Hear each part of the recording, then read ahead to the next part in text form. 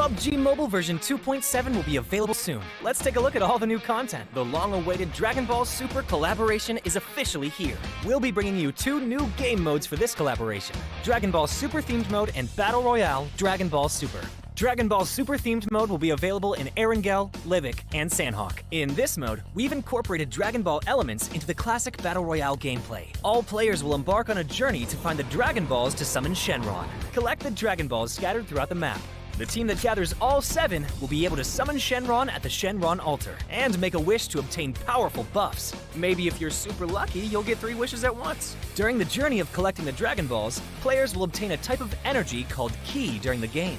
Players can use Ki to unleash famous Dragon Ball moves. Players can obtain the Kamehameha by picking it up. It equips to the pistol slot. After charging, it will release a continuous high-damage beam. Fukujutsu is another skill that can be picked up during a match. Players can use this skill to fly freely in the air and make quick tactical maneuvers. The Senzu Bean is a new recovery item that is incredibly effective. The Dragon Radar can display the location of Dragon Balls that haven't already been claimed by other players. It can help you collect the Dragon Balls more quickly. The Air Car can carry up to 3 players. It's easy to put away and has better performance than regular vehicles. Tenkaichi Budokai, Kame House, Korin Tower, Dragon Ball Village. These are some famous landmarks that will appear in the game. Call your friends and explore with them now. The collaboration this time even has a hidden challenge, named Dragon Ball Trial. Win consecutively in the themed mode for a chance to take on the challenge. After accepting the missions, the team has to follow the instructions and gather 7 Dragon Balls. During the process, your team's location will be exposed to other players.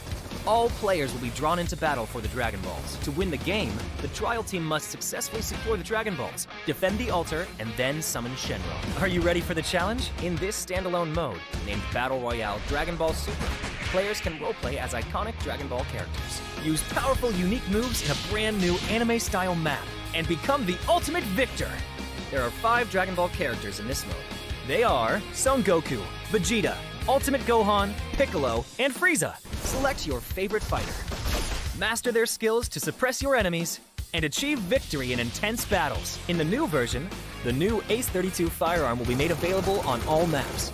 It uses 7.62mm ammo and has 6 attachment slots. What are you waiting for? Go try it out now. Furthermore, this update also includes a firearm attribute tag display.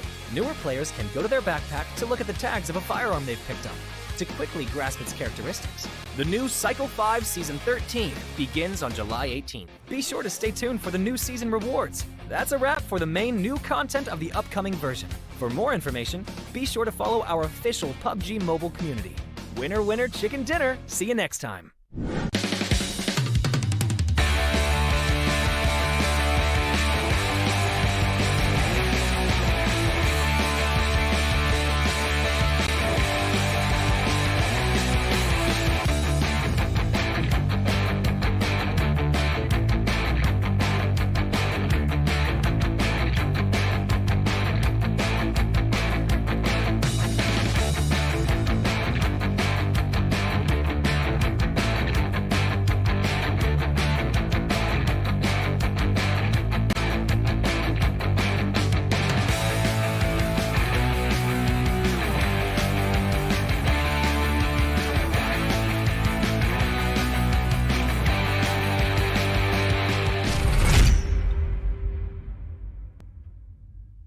My friends, the guys over at PUBG Mobile challenged me to turn my guitar into an insane looking futuristic rifle.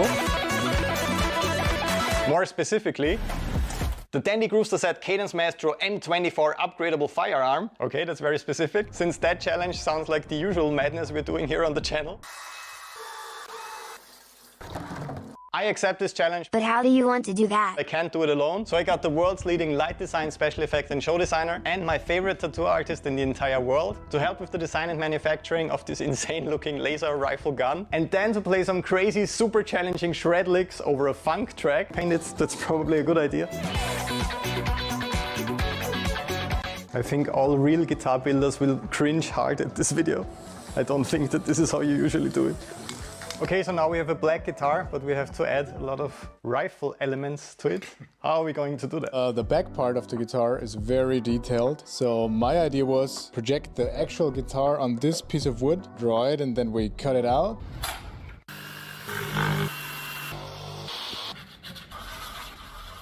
don't have to hold it like a baby. We have all these parts here, and this looks pretty much like the original gun already, right? Yeah. We have to closely replicate the color scheme and all the super intricate details of this design. We got some acrylic colors that look quite promising, but what's even more important, she will hopefully help me with not screwing this up now that this is already starting to look promising. So let's do this. We will use the projector above us to trace the lines of all the details. Have fun.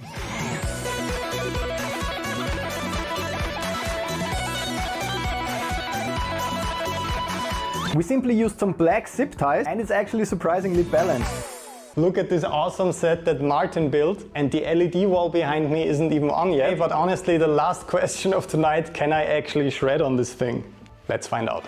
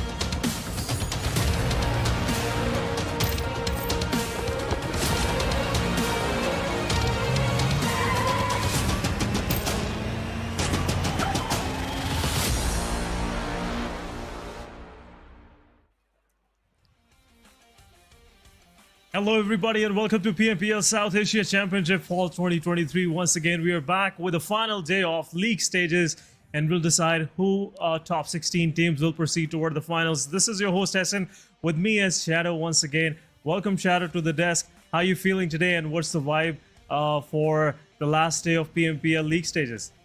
Well, thank you so much for the warm welcome, SN. And I'm super excited with only 4 games remaining. The pressure is definitely mounting on the teams. And I want to see, yesterday it was 3x Esports that did make sure a comeback. Now they are in top 16, but still they're not in the safe zone because the remaining 4 games, they have to be consistent. Yeah, consistency is the key to actually, get job done. And right now, some of these teams are really struggling with that. So the reason why they are pretty low on our overall ranking, but we'll go into that discussion. We have 5, maps that we have to go through, and eventually we'll decide who top 16 will proceed further. But at this very moment, guys, PMPL league stages is about to end. Let's have a quick look at the format so far. And format is group stages, 24 to 27th of August. Today is 27th, so it's the last day. 5 groups in a round-robin situation will play 16 matches per team, and eventually top 16 will move toward the finale. That will be next week, starting from Thursday, 31st of August till 3rd of September. 16 teams, 24 matches each, 1 champion of this PMPL South Asia Championship. Well, definitely. When we talk about finals, we have to mention the prize money also because it's a huge prize money, $150,000. And the first place team will get $26,000. The second will get $20,000. And every single team will get something out of it. And individual prize money is also going to be there. That is going to be $1,000 for the MVP. 1,000 USD is really, I would say, an appreciation toward that player, which showcase the best skills out there on the battlefield. And I'm really excited to see who will come, out of these champs. All of these players are, in my opinion, champions. They made it to South Asia Championship, and now they are struggling to be the champ among the champs. So it's a big competition, and stakes are pretty high. $1,000 is there as an appreciated prize, but entertainment, the kind of entertainment these guys are providing us, it's quite sublime. But point structure, guys, we've been witnessing since the start of this year 2023. There's been a slight change in point structure, and a chicken dinner is now 10 points, and a runner-up gets 6 points, and a third team that will finish in that match will get 5 points. Further distribution was on your screen, guys. But so far, there's been butterflies in my stomach as well for the teams that are lower bottom 4. But at the same time, I'm really excited to see who will, get to the top eventually after these 5 matches of the Day Shadow. Well, certainly, and one big name is there SKYLIGHTZ Gaming, who has not made it inside the top 16. But on the top, we have DRS Gaming having fantastic run, and they have got highest points, 121 points. Raw Esports, I'm sorry, yesterday did make sure a comeback. They got a chicken dinner for themselves, and now they're sitting comfortably on the second spot. Leo Esports, High Voltage DC also, they got a chicken dinner for themselves yesterday.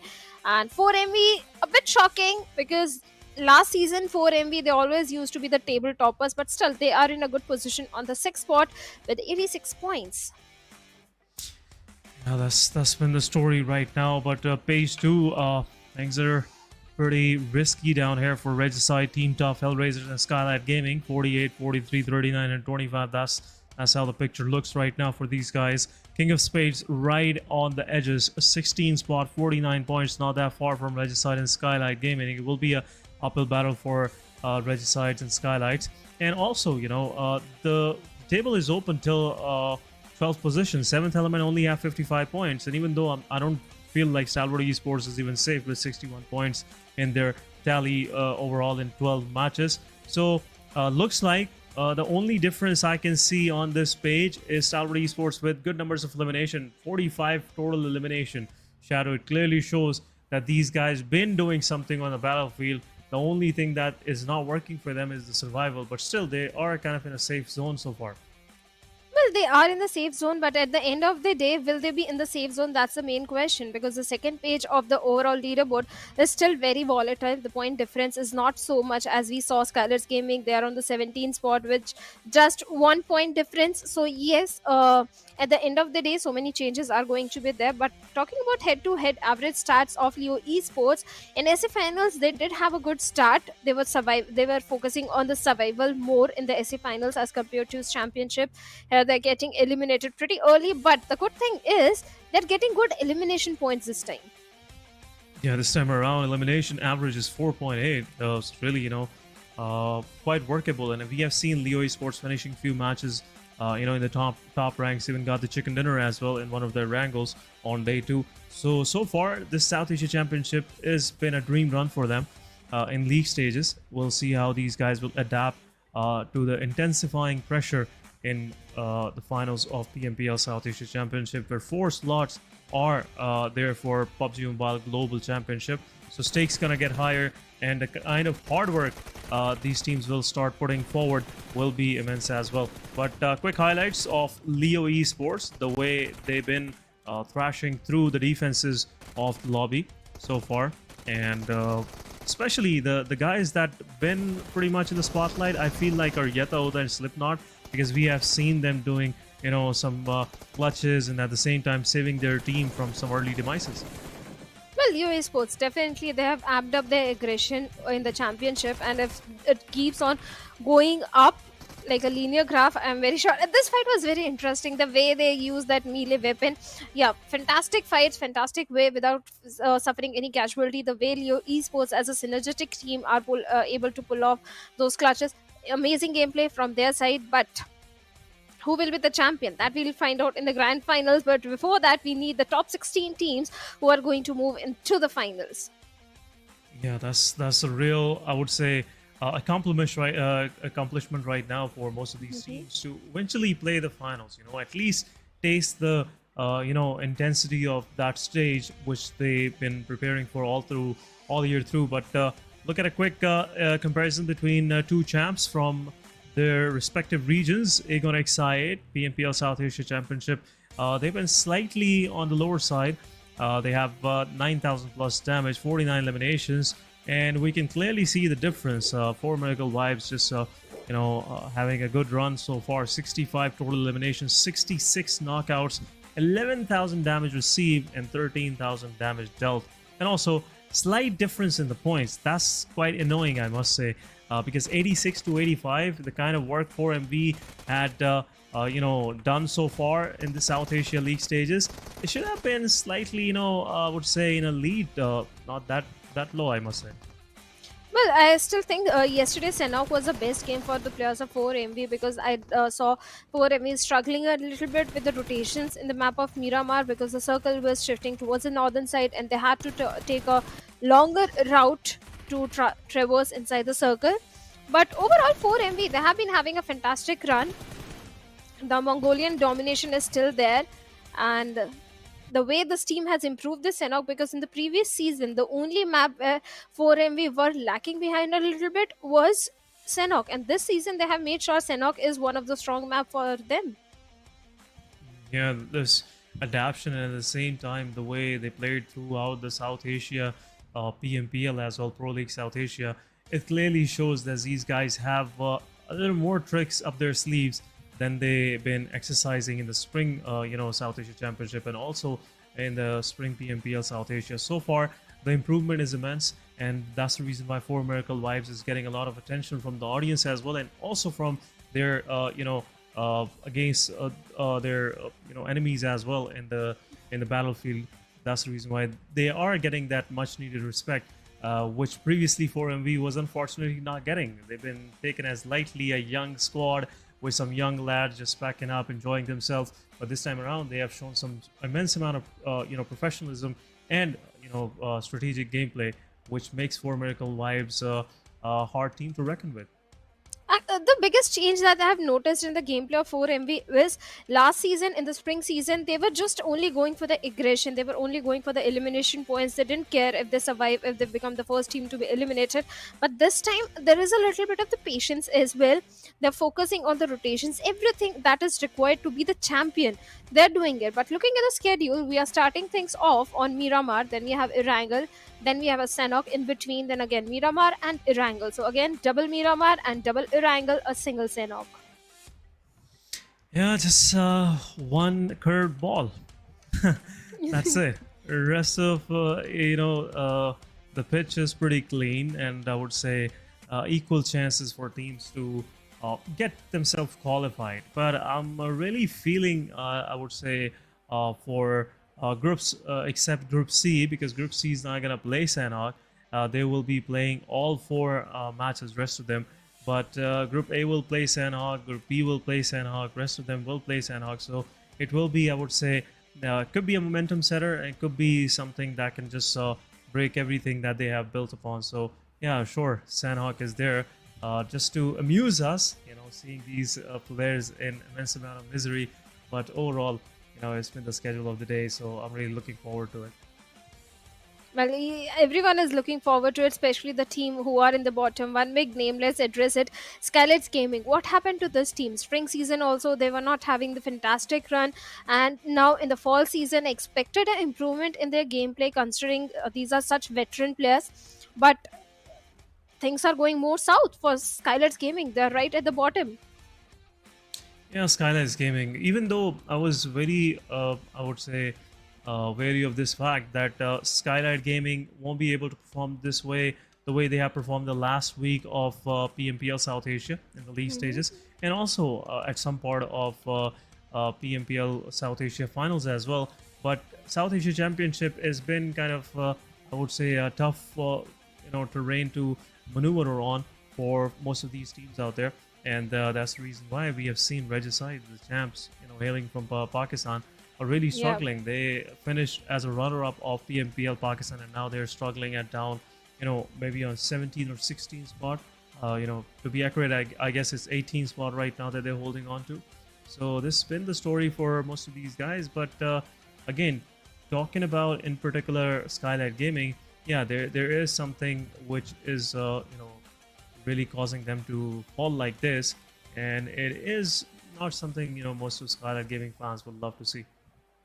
And speaking of Regicide, I believe it's the jitters because you are playing in a different region, or maybe it's the read you're not having upon the enemy teams, because Regicide is very capable of showcasing that aggression, because last season also they had the highest elimination. This is a very aggressive team, Regicide from Pakistan region. So I always had big expectations from them. But this time, like you mentioned, but on the other side, Ignix I8, they have been performing really good. Last season also, they were very consistent. And this season also against I8, the way they have been taking those drop clashes with the plus of 4 MV, and they have managed to eliminate 4 MV as well. So yes, against I8 is definitely one of the team to look out for. Yeah, for sure. And one thing that comes to my mind as you did a slight comparison between Regicide and Aegon, the only thing which Regicide is lacking right now, in my opinion, is the experience. They are Yeah, could expecting be. the kind of proactiveness which PMPL Pakistan teams shows when there is a fight situation between two squads. So that's really missing in South Asia Championship. Most of these teams, they are pretty sound in their strategy, in their plays, and especially in their defenses. So whenever Regicide is going for an offense, it mostly goes against them. So that's the reason why we are not seeing that kind of Regicide, which is good in, taking 4v4 fight, where both of these teams are in a mindset that they want to finish each other. That's where Regicide shines. But at this very moment, I don't think so. Regicide is thinking of just playing league stages, 4 days of South Asia Championship. They might be eyeing toward the finale as well. The points are not that much of a difference. So I'm really looking forward. Regicide might come back today in these 4 matches. Let's hope so. And same goes for TUF as well, because TUF is also one of the experienced team. They have been showcasing good performances in the PMPL Pakistan, but right now they're sitting on the 19th spot with only 39 points. HellRaisers are also. So today's day is very critical for all these 4 teams. At the same time, NBeSports, previous season NBeSports almost became the champion, and this season they are sitting on the 15th spot. There is a certain dip in the performance, actually not a certain, a major dip in the performance this season. So I hope NBeSports recover from it, because otherwise maybe they won't qualify for the championship. Yeah, the stakes. Now again, talking about their performance dip, it happened to some of these teams, and this time around, NBeSports is the one, getting a lot of attention because of this decline in their overall performance. And at this very moment, I see the way they were pretty promising in the first season, in the spring season. Looks like they've been getting prepared a lot against their strategies and everything. That's the reason why their adjustment is slightly not there for NBeSports. But anyhow, guys, we are about to move into our match number 1, Miramar it is. And talking about the plane line, it will be starting from Ruins, going down south toward Puerto Pareso, or somewhere in between El Azhar and Pala. We'll see that in a moment. But match number 1 it is, and I am really looking forward how teams at the bottom 4 will perform, Shadow. Well, certainly it's an important day for all these teams who are sitting somewhere from, I'll take the liberty to say 12th to the last position, because anything can happen. The first game is very critical to set the good momentum, and Regicide also one of those names that need to stage a comeback. SKYLIGHTZ Gaming is also in the danger area right now. SKYLIGHTZ Gaming, last season Miramar was their strong suit. They used to perform decent. I won't say very good. They used to perform decent in the map of Miramar. So let's hope this Miramar can turn things around for SKYLIGHTZ Gaming. Right now, they have been going to the side of La Cobre area. That has been their drop location, home ground, since a very long time. And they're very well aware of those northern rotations. On the other side, against IA, they have always been going towards the southern side of Los Leones, and that is exactly where they're heading right now.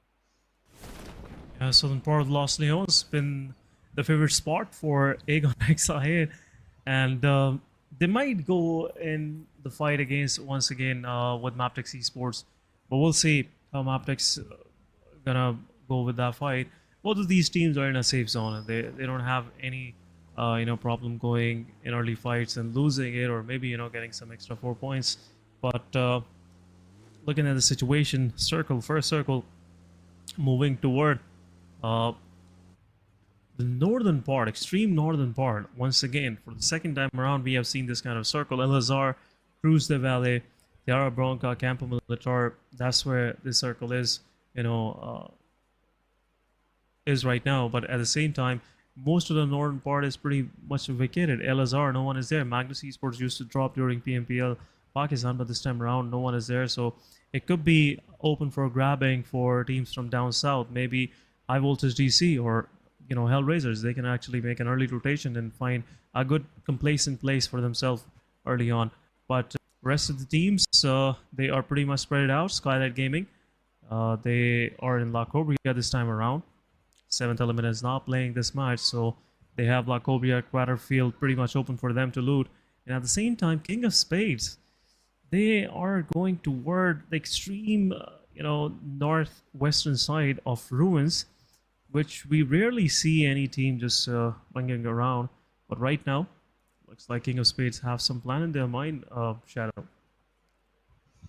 King of Spades, I think if they take a longer route towards the circle and enter from the side of Torre Emuda, I think they can do fairly well. But my major concern lies for all those teams in the southern side, because hey, let's be honest, there are only 3 teams inside the circle right now. Every single team except for those 3, they have to make those rotations, I'm sorry, and majority of those rotations are going to come from the southern side. That is where Magnus can benefit. They can gatekeep. Stalwarts, one of the team always looking for those elimination point, they can benefit heavily from it by gatekeeping all these teams, and rotations are going to be cut off, third parties are going to happen. So this is not an easy circle to play around at all. Mabetex 4MV might go for a very late rotation, because yesterday also in a similar circle we saw 4MV going for a very late rotation, but Mabetex this time they changed the drop location. Had they gone towards the side of Campo Militar, oh man, this could have been their chicken dinner. Yeah, this could have been their match, but Campo Militar, again, is a far-fetched place. Just like Ruins, mostly the plane lines are, down south, or maybe, somewhat cutting mid-map. So we haven't seen in a long time any plane line starting from El Pozo going even toward El Azar or maybe Tierra Bronca. But Campo Militar could be a place. It can help you just stay out in the extremities, and at the same time just wait for the the circle to move in a way where you can actually take a fight heads on. You don't have to worry about your back clearance and everything. So that's one thing which Campo Militar could be really helpful. And that's one of the benefit of going to extremities, because you know that no one could be behind you. You are the one behind everybody. So that's one peace of mind. But sometimes it backfires. You get a lot of time. You have to cross like more than 3,000-4,000 meters to get inside the circle. And once you reach the circle, the party is already set and you're not even welcome there. So that's something you have to care about as well. But we have Picado to the name of Raw officials. They've been pretty dominant in this town. It's a Sin City so far. Looks like Raw been committing some against these squads out there. No one is there to actually challenge them. This is quite ironic, I must say. Picado is full of loot, casino is there, and it's a prime location. You can move anywhere in the map. It's pretty centralized. Well, certainly it is a centralized plane path, but Mabetex, well, they have a long journey ahead, and they've already started making those crucial rotations. For MV, they've always been going towards the side of Chumaseira, and that is exactly where they are right now. I don't think 4MV will start the rotation anytime soon, because it's just the stage 1 circle, and they've always gone for those late rotations. But speaking of the improvement in their gameplay, 4MV, they have improved their gameplay a lot as compared to especially the way they use those utils. And speaking of improvement, one team, DRS Gaming, I have to say kudos to DRS Gaming, the way they have been conducting their gameplay this season. Last season they were trailing behind, they were not having the fantastic run, but this season DRS, they're ruling the chart. They're on the top of the table with the highest elimination points and the position points. So DRS Gaming definitely one of the team that can be the champion this season. But early rotations are coming from the side of King of Spades, 52 Esports, and Regicide also. They have made it inside the circle. All those rotations are coming from the northwestern side, and that is where maybe we can see the first fight breaking in. This could be the place where first fight can break in. Magnus Esports and DRS both are pretty close to the western edge of Elazar.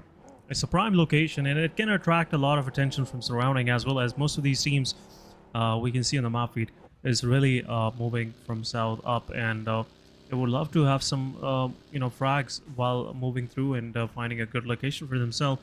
So Magnus Esports and DRS, if they go into a fight, it will be, quite, I would say, rough experience for them.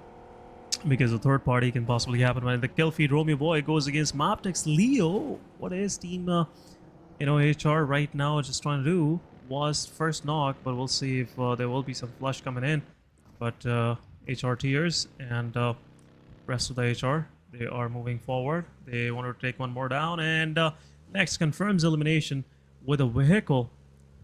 It'll be a quick rotate coming from these guys. Mabetex is a 3 versus 4 situation, but both of these teams are on their move, so it could possibly Mabetex Esports will be that squad that can gatekeep these guys. Look at Jero. He is inside the open. Jokey Boy is there.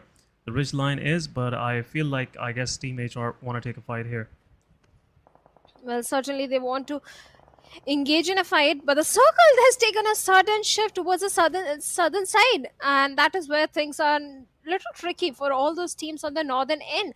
And for MB, well, they might be having a sigh of relief after seeing this circle shift, but Mabetex, well, the throwables are there, and looks like Zero is not in a mood to engage in a fight. The smoke is there, the soft cover required to make a fallback, to go for a fallback, and that is exactly what is happening. As soon as the circle shifted, Mabetex were like, we are not going to engage in this one, and we are going to prioritize the circle and have the best spot for ourselves. But right now, what just happened? Nice work.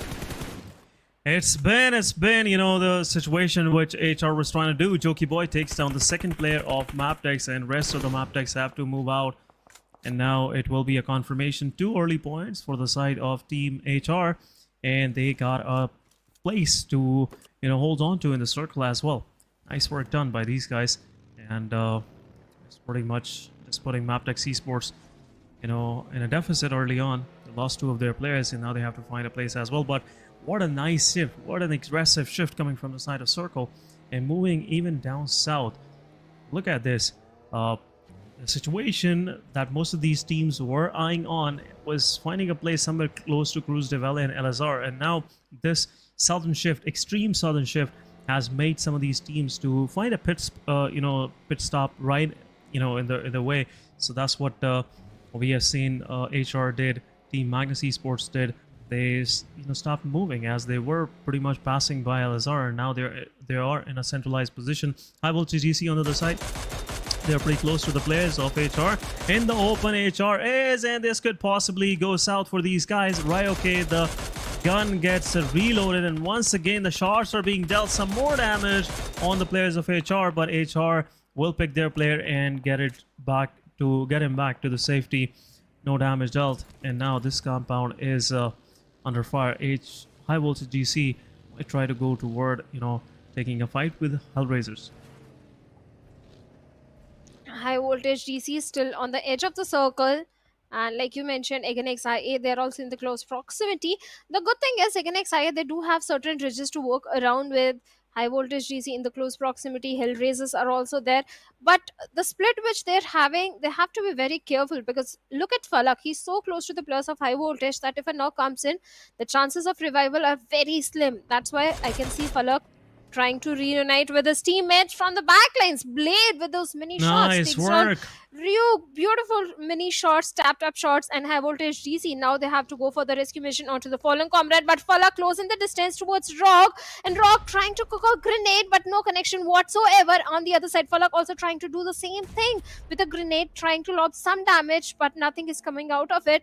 Falak has to be very careful. His team is a bit far away, but no Blade is there to back him up. Ryuk still bleeding, begging for help.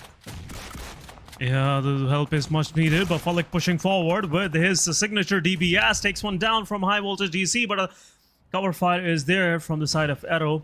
High Voltage DC have 2 of their players down. It will buy some time to get your heals rezzed up once again for Aegon XI. Falak is taking care of the player in the distance, but IQ, look at the kind of setup Aegon has. It's a 3 versus 2 now, and on this front, it's 1 versus 2.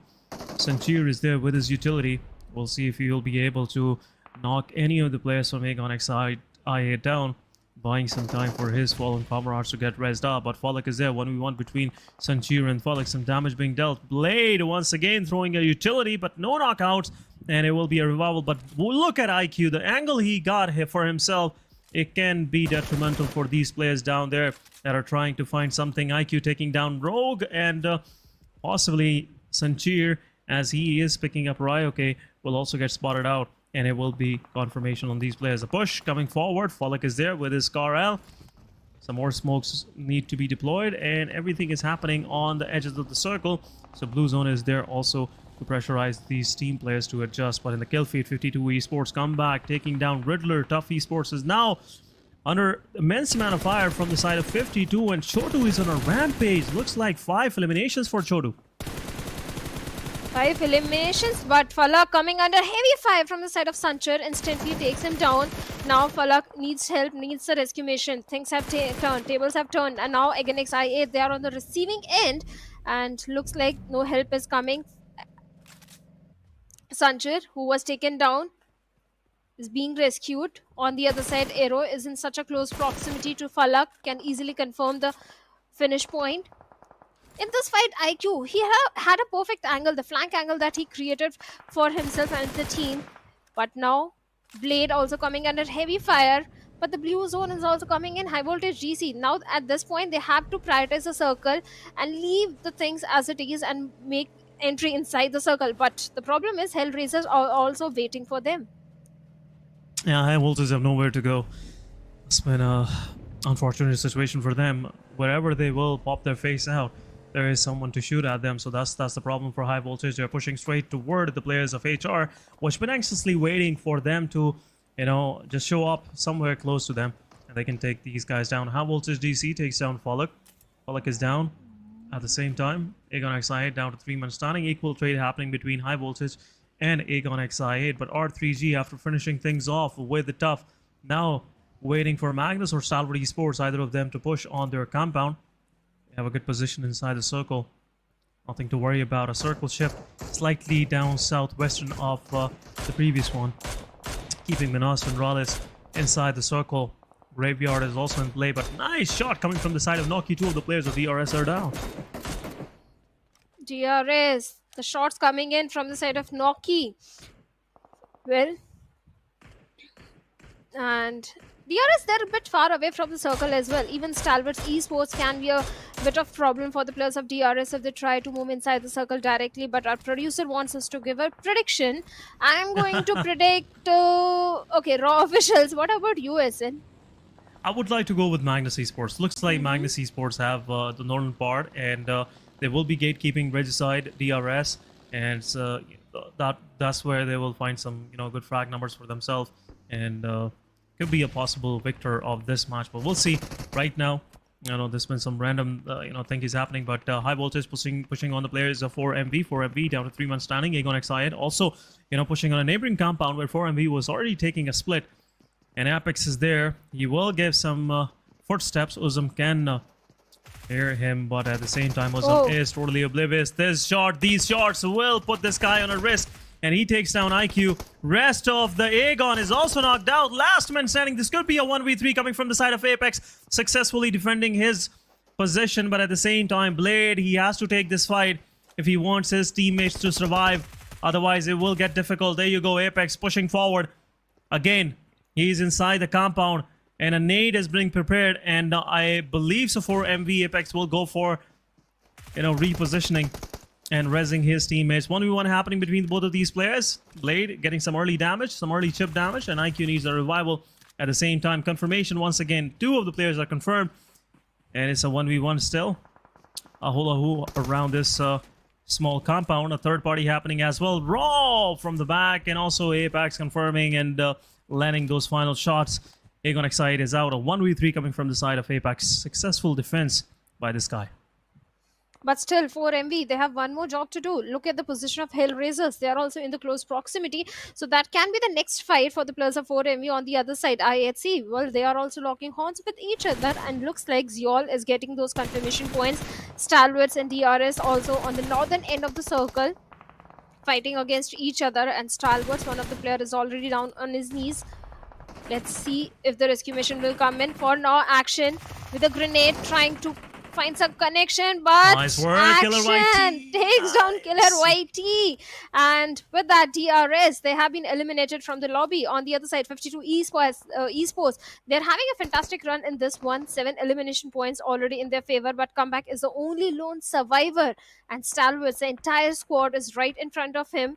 One single grenade could be the reason for the demise of one player of Stalwart's Esports. That could be NBeSports. But Stalwart's, they are trying to reposition the grenade. A little short, but little damage has been dealt to action. On the other side, NBeSports, this guy always. Beautiful flank angle he created and takes on Comeback with that 52 Esports. Also bits bye-bye on the 11th spot. Yeah, but what a start. What a start coming from the side of 52 Esports. 7 eliminations, even though they couldn't even make it to top 5. Still a good run for them. Now 4 medical wipes going against the players of HR as well. And Leo Esports, they have to deal with Stalwart Esports. Leo, one of the players, is knocked out. Pretty much in the open. Slipknot also knocked out. Is getting revived. Swayam and Yetaut are the one that will be taking the charge, but IAC's demo gets spotted out, gets knocked out. Yetaut will confirm this elimination for sure, and it will be another player of IHC getting down. Zol is there somewhere in the picture, pretty far from his teammate. But so far, nothing much happening. Novak still in a need of revival. Some cover fire, and at the same time, Raw officials showing some keen interest in this fight, dealing some third-party shots on the players of Stalwart Esports. Esports have 3 eliminations to their name, still making it to top 10. Good one from them, but at the same time, circle is about to shift. That's where the problem gets started. Northern side pretty much packed, I must say. Leo, Magnus Esports, Stalwart Esports, even though SKYLIGHTZ Gaming, they're all on the northern side, but Leo takes one of the players down. Action is out. Team Stalwart Esports down to 2-man standing. Shadow. Well, 2-man, but still they can pull off a chicken dinner. But IC finds a knock onto Slipknot, who was trying to go for the lower ridge flank angle. At the same time, one more player goes down, and Crow's frontal battle. IC closing the distance towards the side of Yeta Uta, the lone survivor from the side of Leo Esports. This grenade could have been deadly, but now Yeta Uta on a sliver of HP. Oh, nice Perfect work, utility usage from the side of Stalwart Esports, and they bring the demise of Leo Esports. Now IHC, they are also peppering few bullets in the direction of Stalwarts, where one player has been taken down, but it's going to be an easy revival. But Raw Esports, they're also gathering a lot of information onto Stalwarts, Magnus. They're being the king of the hill. So yes, Raw Esports are playing on the information right now. Yeah, Raw, they will for sure take some shot on these players as well. Stalwart Esports knows it as the time come when he will be able to just do a third party, but HR and Mabetex even joining in the fight. 3 teams taking down the players of HellRaisers. HellRaisers down to their last player, I guess, if I see so. And looks like HR is over. 2 elimination, 9 spot, and only total of 3 points, I guess, or maybe 2 points for HellRaisers in this match. For MV, they also have a compound to their name towards the southern side. Raw still being the king of the hills. Mabetex not having the numbers advantage in their favor, but NBeSports, this grenade could have been deadly for the players of Magnus Esports. Close frontal battle, and NBeSports will lose Nice it. work. Both the players go down, but I see what an angle, what the perfect cover fire that he provided for his teammate. Takes down faster, but NBeSports is still bleeding. On the other side, Rollin is there to provide the necessary cover fire required. Both these teammates are begging for the help and rescue mission, but no help coming whatsoever. There's still a slim chance to go for the revival onto Faster. Yeah, there is. Faster is getting third-party shots as well from Raw officials, so that's making the process even further difficult. But Zabian with the rescue with his vehicle will quickly move in and will take care of this situation. But I see Zol on the back lines as well. Stalwart Esports last man standing pretty much in the open, and it will be an easy picking for Raw officials. Raw officials' second kill to their name. Even though they've been the king of the hill, they are not being served properly. Only 2 points for them so far. Magnus Esports still 4-man standing, and The situation is getting worse, but at the same time, 4MB, they're pushing forward onto the players of R3G. R3G getting 2 of their players knocked down as R3G's 420 boy was trying to regroup with his player, Roshan, which was pretty close by in a small compound here. Cemented building, but nades are being dropped.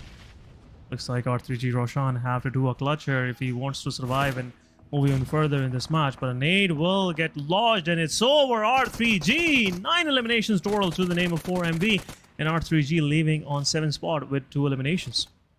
SKYLIGHTZ Gaming, this game is very critical. This day is very critical for the players of SKYLIGHTZ Gaming. One player, No Fear, has already been taken out from the equation. This grenade can be deadly, but somehow SKYLIGHTZ survived it. They're trying to back off. They're trying to reposition themselves. As one side they have Raw, other side they have the plus of Magnus Esports. This is not the best of the spot for SKYLIGHTZ Gaming right now. But the good thing is Nima does have a good hard compound for himself.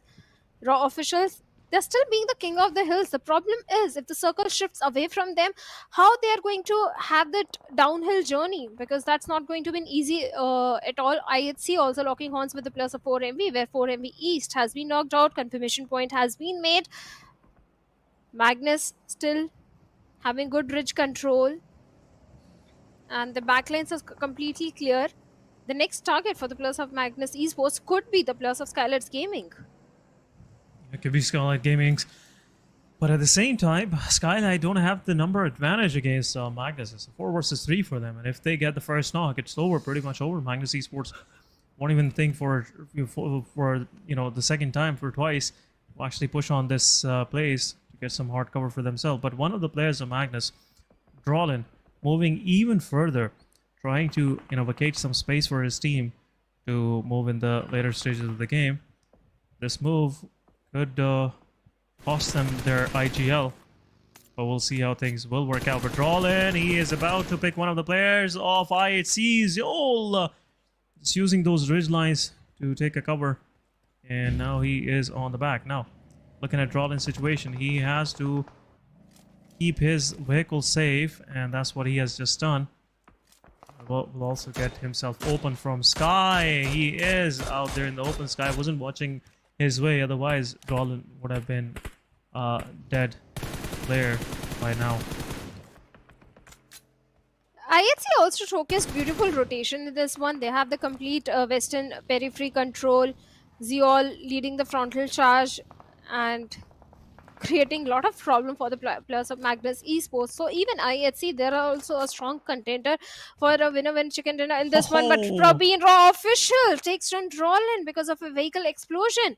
Let's see if a revival is coming through, because the chances of a revival coming at this point are very slim, considering his teammates are a bit far away. At the same time, faster, he's also coming under heavy fire from the side of Zeol Magnus. One side Raw Esports, other side it's IHC. Probeen gets a confirmation point also onto Drolin. So Magnus surviving with only 3+. The circle is still heavily benefiting the players of Raw Esports, and from the height advantage, the information which they're getting, the angle which they're getting, this could be their chicken dinner. If not a chicken dinner, a very high fragging game. Yeah, for sure. Looks like everyone has to exit now. Their safe spaces. SKYLIGHTZ Gaming could be the victim, and at the same time, Magnus Esports, the smokes, they are giving out their plans to actually move even further. And looks like SKYLIGHTZ Gaming, they don't have the circle for themselves as well. Mr. Boru exits and gets some shots, but no damage done. At the same time, Malik on the other side takes on one of the player of Mabetex, SKYLIGHTZ Gaming Nima. He is there also inside the smokes, but a third party happening. Probin takes down Wally, but a spray from Zul takes down 1, takes down 2. Magnus Esports getting heavy charge from IHC. Jiggle from Raw will confirm faster. Magnus is only left with Zibian, their fragger. And 1 nade and it will be over. Jiggle from that far, 5 eliminations. Magnus is over on 6th spot with only 4. And Desert is also getting peppered by Malik. So good strategy coming from the side of Team Raw official. The reason why they have these some good numbers on the board. 5 eliminations. Godless, one lucky guy. He was right in the crosshairs of Prabhi. Find a ridge, took the cover, and now he's surviving. But the players of SKYLIGHTZ Gaming are not able to survive because Nima has been taken down. And Malik with that UMP45, I don't think that's the right weapon in such a long range. But the vehicle has been exploded. Random shots are being fired inside the smoke. SKYLIGHTZ still trying to give revive to Nima over there. But Raw officials, they're just raining death and destruction. 5 elimination points already in their favor. And Malik, be careful, be careful. You might take some fall damage, but Praveen also takes down IHC Ziol. Now IHC also in the backfit situation. On the other side, SKYLIGHTZ Gaming Nima, who was knocked down, has been eliminated. Perfect grenade from nice Mr. work, Boro, Mr. Boro. right on the face of Alex. Takes him down.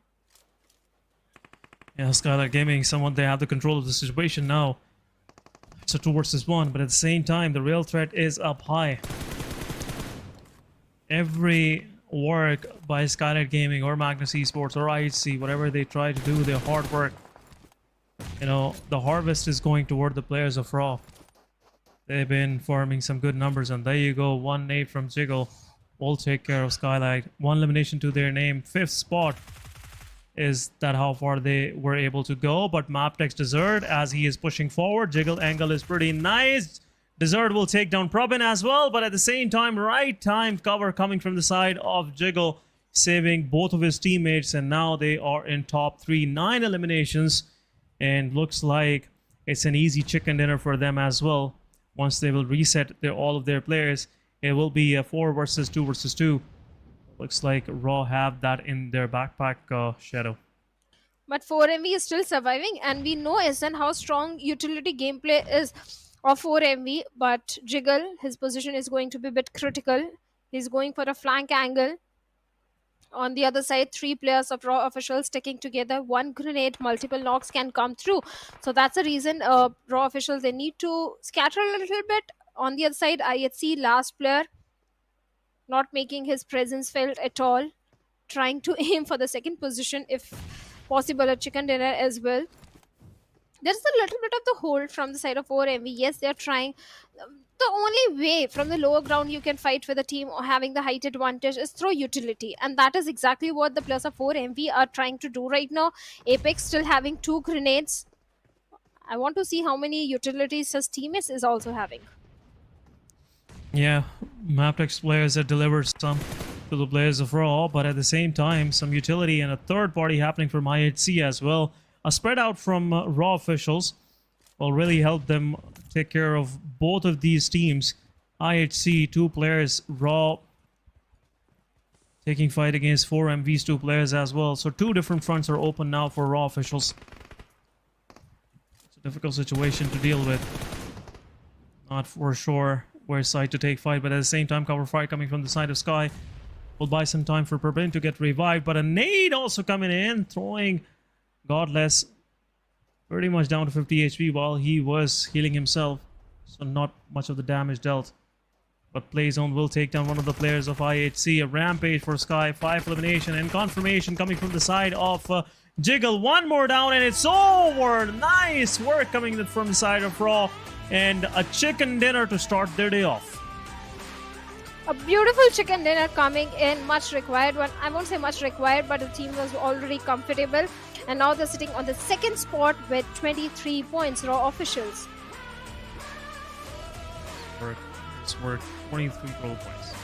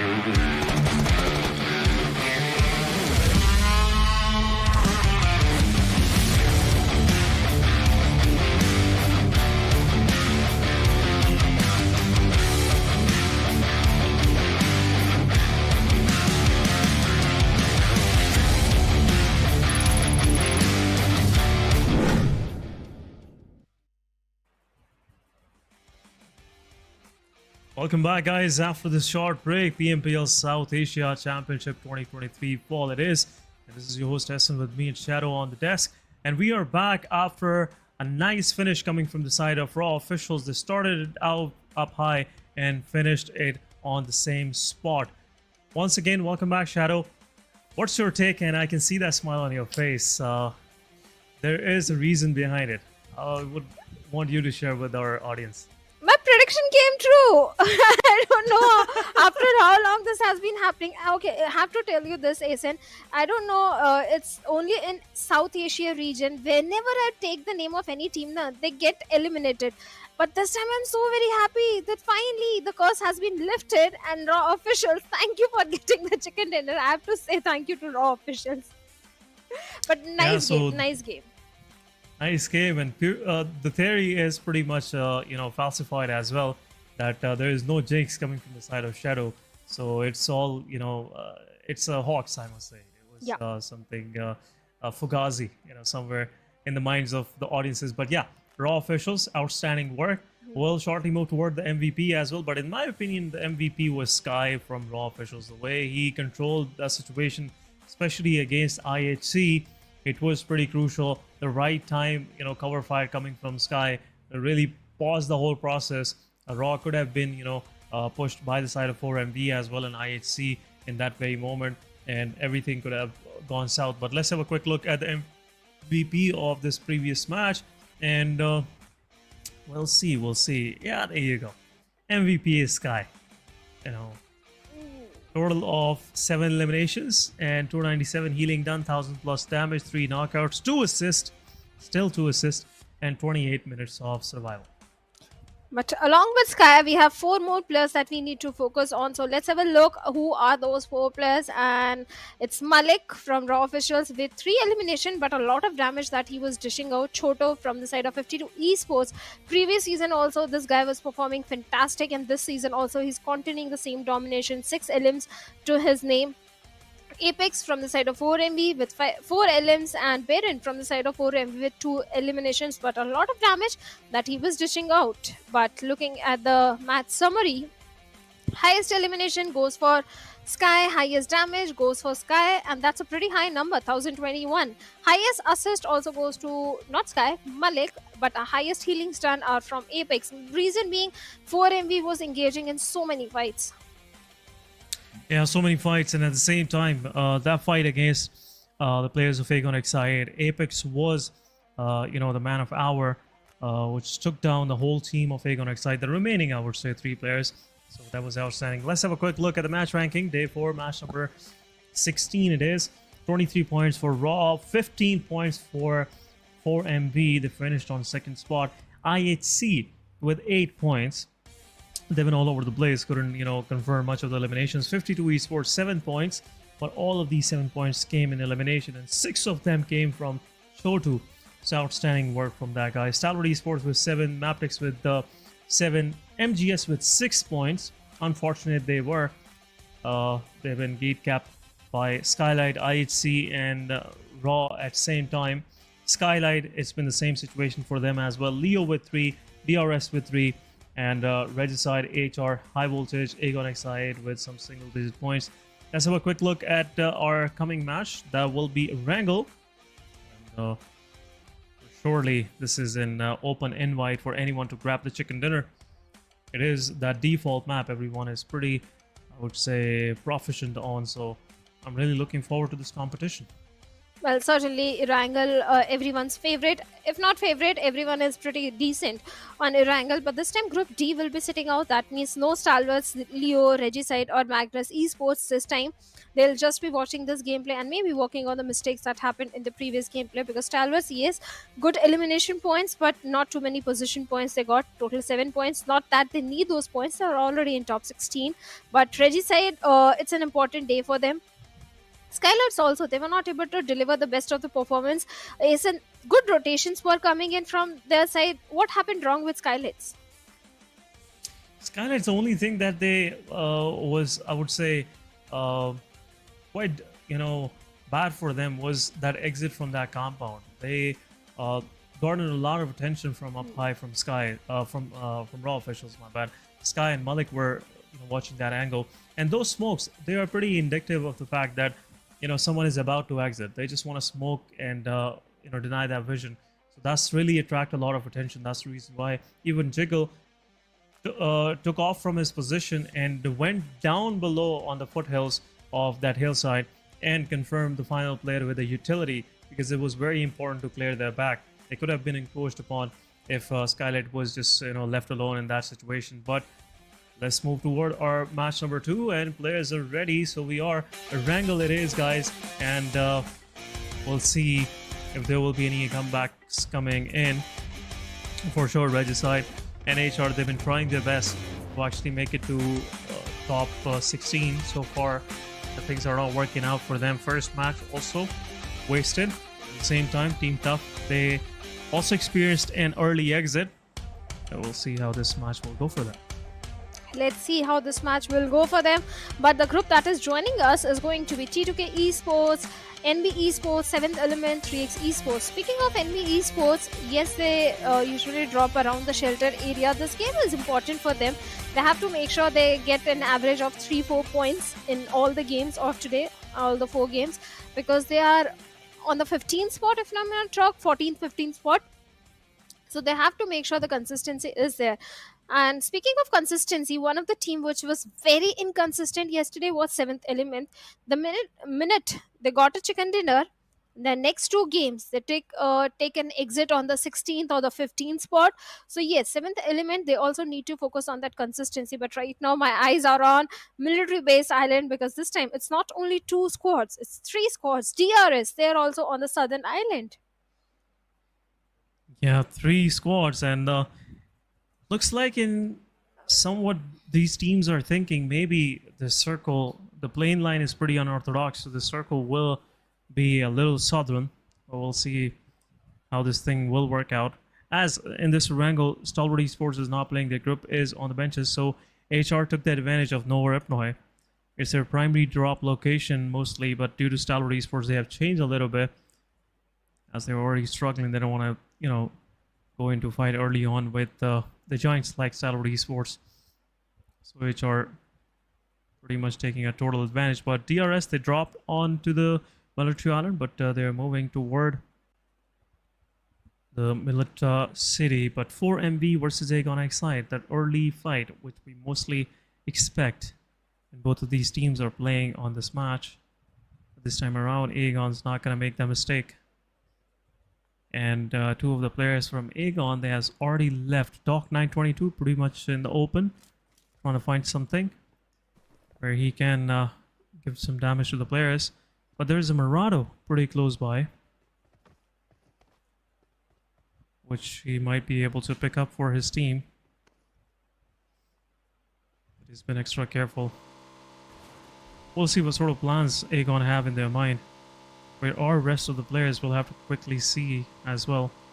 But these 2 players, have they realized this could be not that fight which they'll be able to win, because they don't have much of the stuff available to take a fight, so they have backed off to possibly re-hit once again once they will have a good amount of loot available.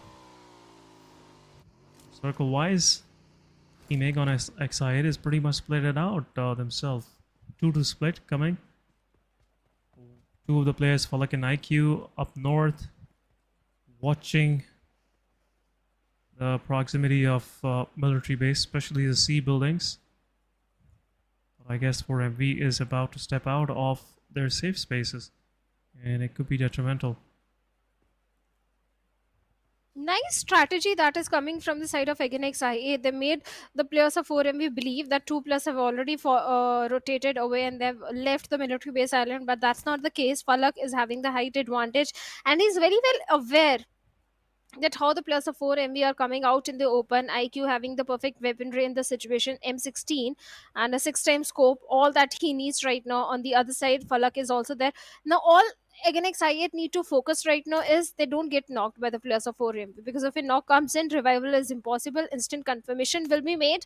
But the way they are surrounding the players of 4MV, it might work in their favor or it might not, because for MV they are playing as a unit, they're playing as a team, which for Againx I8 is not doing right now. So let's see how this fight is going to turn out. On the other side of the map, NBeSports, well, they are right in the epicenter, so this might be a good game for them. But a team that has to go for a very long rotation are going to be the players of Mabetex Esports, who are somewhere towards the side of Zarki. Then we have the players of, I believe, 3x Esports and Katka. So yeah, not so easy rotations for the teams in Primosk also. Both 4MV and Againx I8, they're taking a very different approach this time. 4MV now, they're very well aware that the players of Againx I8 are somewhere out in the open, spread out, way too spread out. So even 4MV, they're not exposing themselves, not coming out in the open. But Blade needs to be careful, because this grenade from the side of Apex could result in a knock. Yeah, it could possibly result in a knock. Both side trading utility, but not much of the damage. But there you go. Blade strikes first. Baron is the one being the victim, and will be a quick confirmation coming in. But rest of the 4MV, they might close their formations now a little bit, just to be on the safer side. Some more damage being dealt. Uzum possibly taking another player down, and this fight is going somewhere. Uzum's position is revealed, but at the same time, Uzum has the position of Doc 922 as he is stepping out in the open. Some sprays being given his way, but no connection so far. Aegon XI8, 2 versus 4 it is. Rest of the Aegon, they are pushing forward. Fala getting some more damage. Some utility is also being dropped.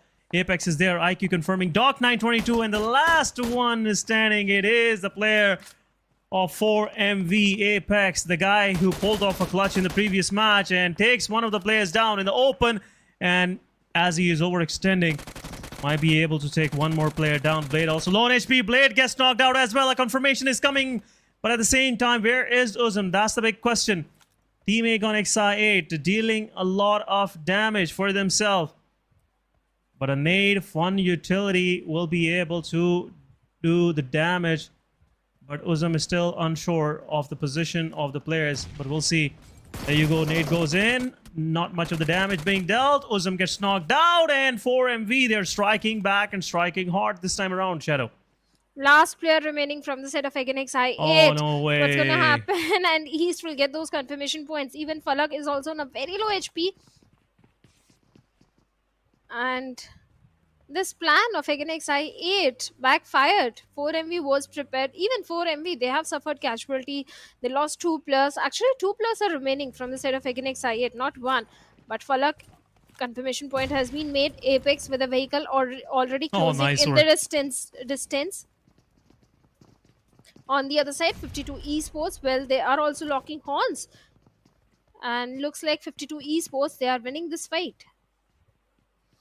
Yeah, King of Spades is once again, one of the players of King of Spades is already down. Comeback and Zeblala, both of these guys are low on HP. Hassan with the utility. Some Molotovs are also being deployed, but 52 Esports, they're pretty close pack. 3 versus 4 it is. But we'll see if a utility will be able to do any of the damage. But no, nade goes in, takes down Zeblala. 52 Esports, one of their player is knocked out. Will be a quick confirmation as well, but at the same time, comeback coming in and confirming the elimination. But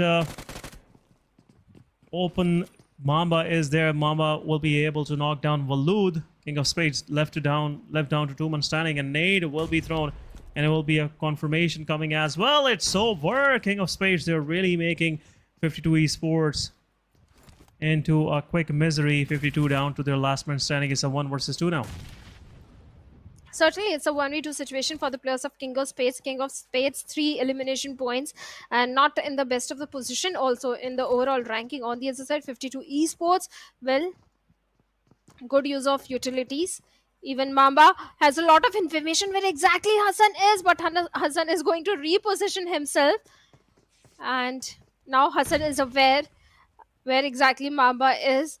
The numbers advantage is with the plus of King of Spades. But both these teams, they also need to realize they don't have too many healings. They don't have too many medkits in their hands. So they have to prioritize the circle as well. But look at the weapon, which is on the other side. Hassan has an NS12K. So 1v2 is possible. Because hey, if you have a shotgun, you can even pull off a 1v4 if you are very precise and accurate with your crosshair and the shots. But Hassan still being very patient with that grenade because he's left with only one. Even Mama is trying to patch himself up with those bandages. He has heard the sound cues. Lobs a grenade, no connection whatsoever. No medkit onto Hassan as well. Both these teams are doomed. As in, both these teams are doomed. They have to realize that someone has to back up from this fight. Someone has to, but there is no option left. The only thing that, only option I would say left for both of these teams is to just one of team gets eliminated in the process. And looks like the advantage is toward the King of Spades as they are moving and splitting up. This could be detrimental for these guys, but King of Spades Mamba shooting his shot onto the player, but a push back coming in, and it will be difficult for Hassan to actually maneuver and get inside that compound. He was trying to take a fight with Mamba. There you go. From down below, one of the players joins in, and UMP is being switched. Mamba is there. Shots are being dealt, and it will be a possible confirmation. 1v1 on both players, and some more shots, but Hassan is left with nothing. The kill feed, high voltage DC, Ryoke takes down Demotivate Sir as well. Tough losing one of their player. But Circle has shifted pretty far from these guys. Aegon Excited getting eliminated. HR Romeo Boy confirming the elimination. The last one of Aegon. IQ it was. Or MV might be still waiting for their chances. Actually get something for themselves. But 4MV's 2 elimination could possibly be the next target of HR. 2 of the players of HR are pretty much close by to the players, and an 8 is also, you know, getting prepared. There you go. Shots and a nade coming from the side of 4MV as well. We'll take down Jokey Boy in the kill feed. Confirmation will be there. HR losing one of their players, and they are pretty much outside the circle as well. Well, they are, and a bridge camp is also happening. The plus of 4MV still in a very tight spot. Entry inside the circle is not going to be an easy job for the remaining 2 players. And yes, I can see one posted in the hands of East, but the shots are coming in. And East, he takes a lot of damage. So is Hassan from the blue zone. He's close to 4,000 meters away from the circle. 4MV East, with its M416, is trying to lob some damage to Romeo Boy. But HellRaisers, they're pretty adamant that they are going to get those 2 elimination points onto the players of 4MV. Let's see if they can get it. 4MV, they have already done their job. 4 elimination points, a good head start. Tier having a very cheeky angle onto Apex. Almost managed to take him down. On the other side, high voltage DC, Sanchar and Ryuk goes down because of a vehicle explosion. The instant elimination points goes to the players of TUF.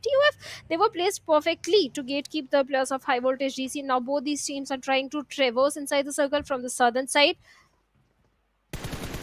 And next, with that vehicle trying to reposition, the vehicle has certainly taken a lot of damage from Apex. Kind of a stalemate situation in all those fights, be it 52 and the team in Georgia Pool or 4MV. But finally, Tier goes down. Yeah, HR losing player unnecessarily right now. 4MV, they have nothing to lose. They're pretty much on a good position up, I must say. But 4MV in an HR situation, HR, they are at the bottom of the leaderboard. They need these matches.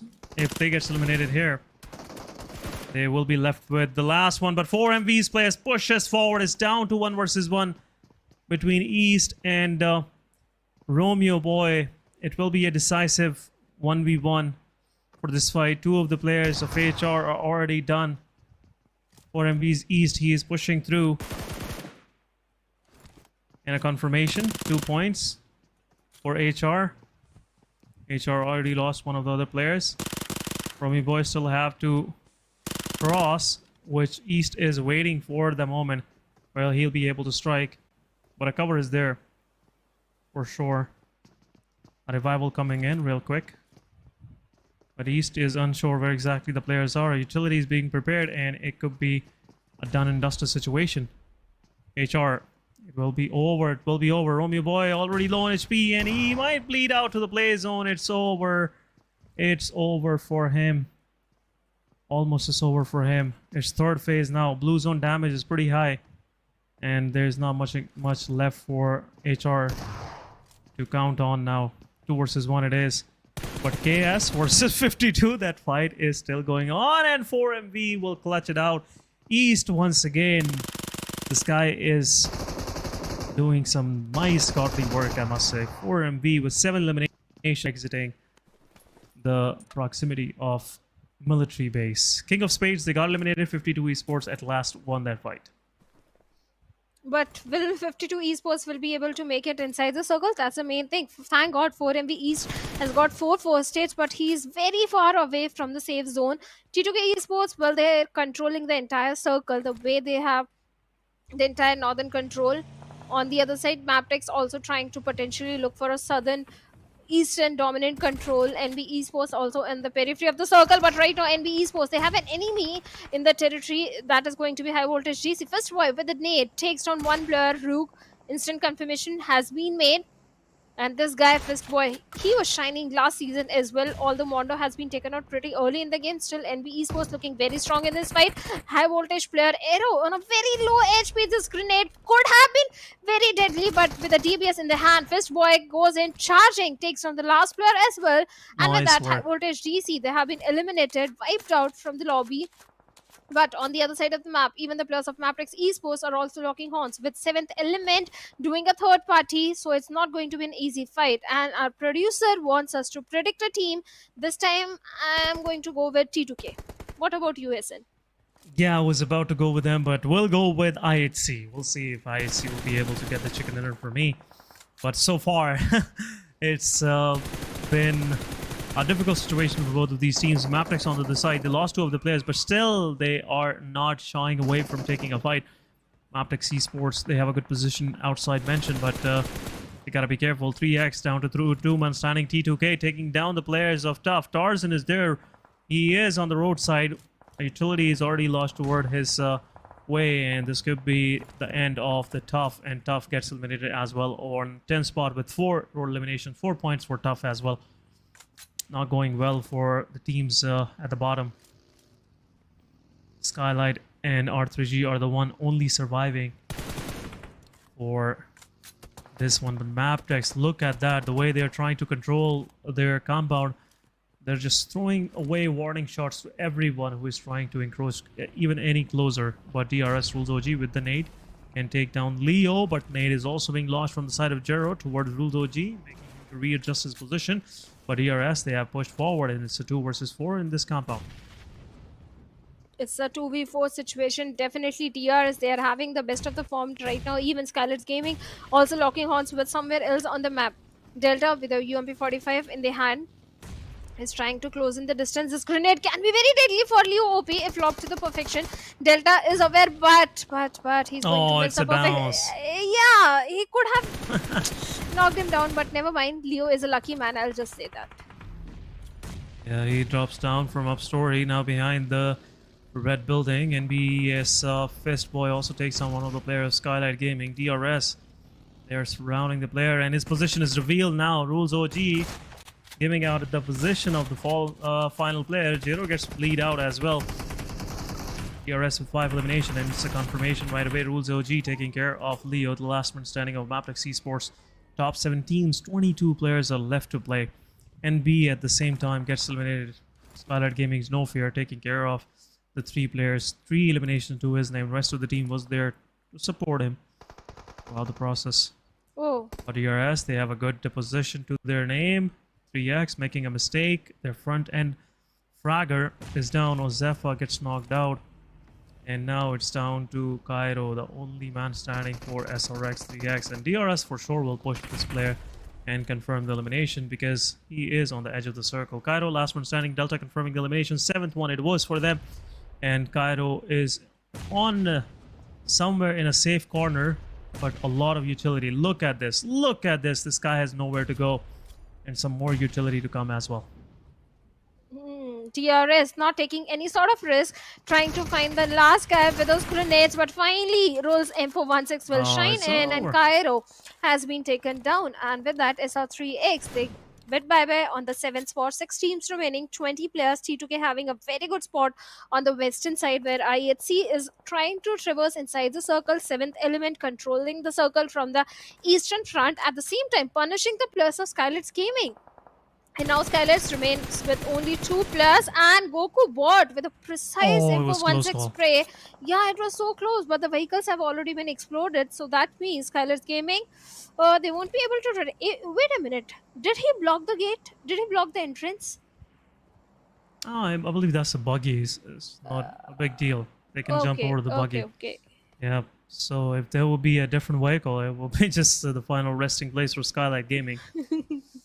But anyhow, 7th element, their eyes are everywhere. DRS taking down one of the players of IHC. At the same time, Alian is there with some shots, lowering the HP of Gyante down to almost 10 to 15 HP.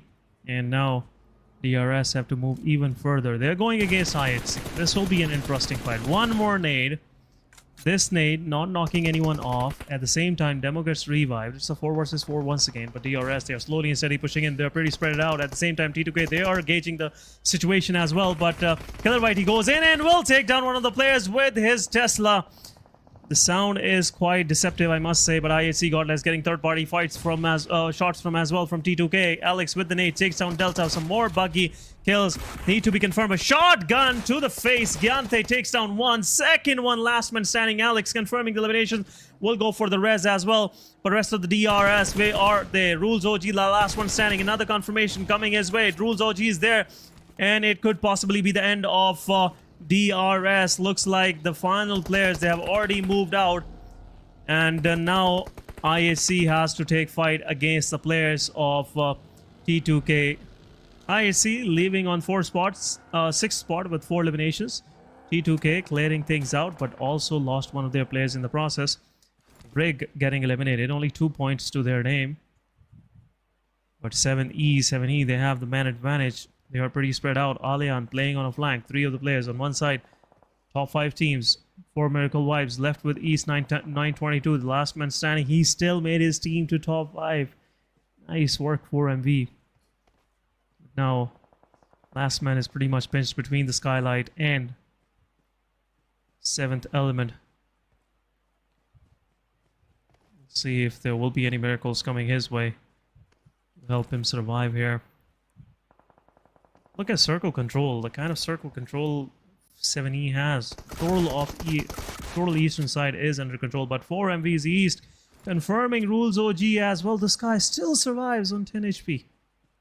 Lucky man, lucky guy. He's still surviving, but does he have any first aid? But before we get that answer, nice a name work, comes beautiful. right on his face, and with that 4 MV bids bye-bye after a very dominating performance with 8 eliminations. Now 7th element, like you said, they do have a good control of the circle, but Goku bot takes down Nice PMPL of T2K, who was going for the flank angle. And now finally the flank position has been cut off, and T24 OP, he has to be very careful because 2 players of SKYLIGHTZ Gaming are right in front of him on the lower ridge. One grenade could bring in the demise, and finally Goku bot, perfect grenade comes in. No fear, the last man standing, nice and work. even No Fear has taken hefty damage. Vehicle explosion Nice comes in, work. and No Fear didn't even move an inch. He just... Was he expecting 7th element and not to throw more grenades in his direction? Never mind, something might have happened at that moment.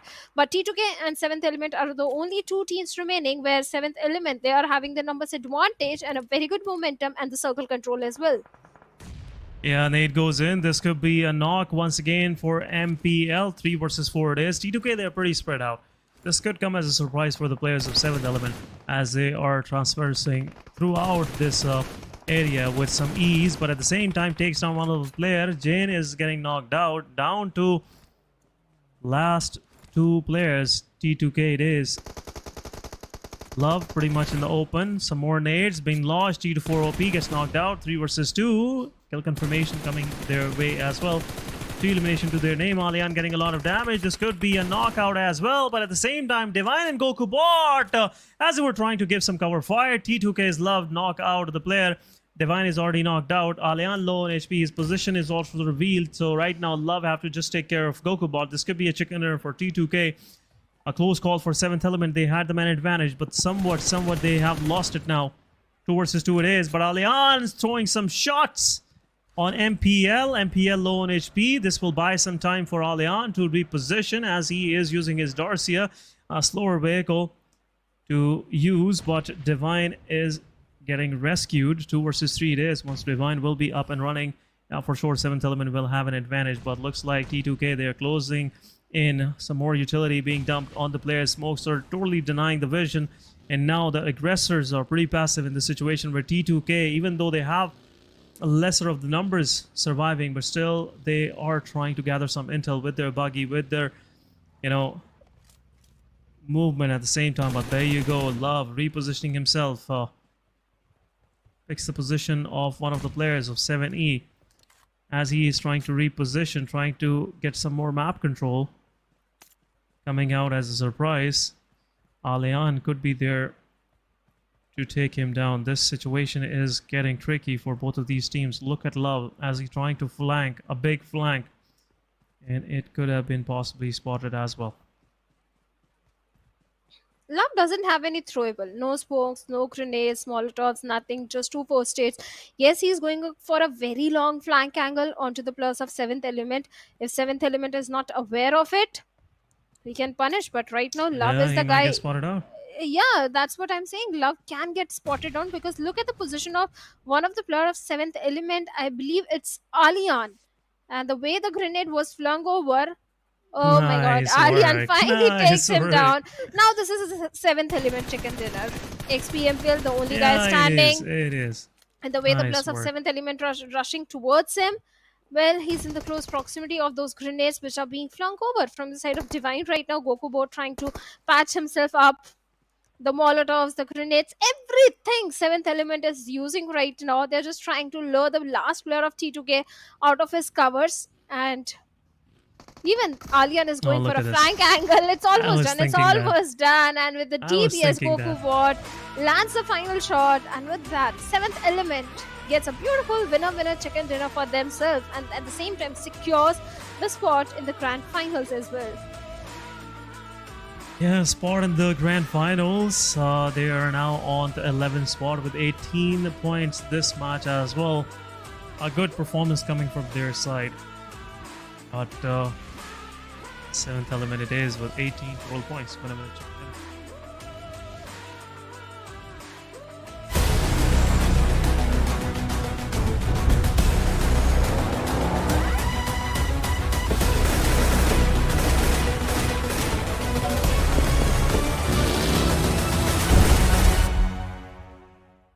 In the new version, we've upgraded the security system. There are also some big updates to the real-time review system. Let's check them out.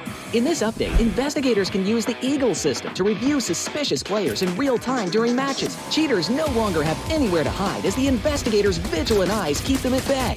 If a player is caught violating the rules, investigators can report it in real time via the Eagle system. Once a player violation is confirmed, the PUBG Mobile security team will promptly impose penalties to maintain a fair gaming environment. Concurrently, we've added a new damage distribution chart and icons to the video progress bar to assist investigators in making more precise judgments. In this update, we've also added a bullet trajectory display, grenade trajectory display, and an unobstructed 360-degree view of the target to make it easier for investigators to make judgments when reviewing. If you have any questions about this update, please feel free to leave a comment. See you next time.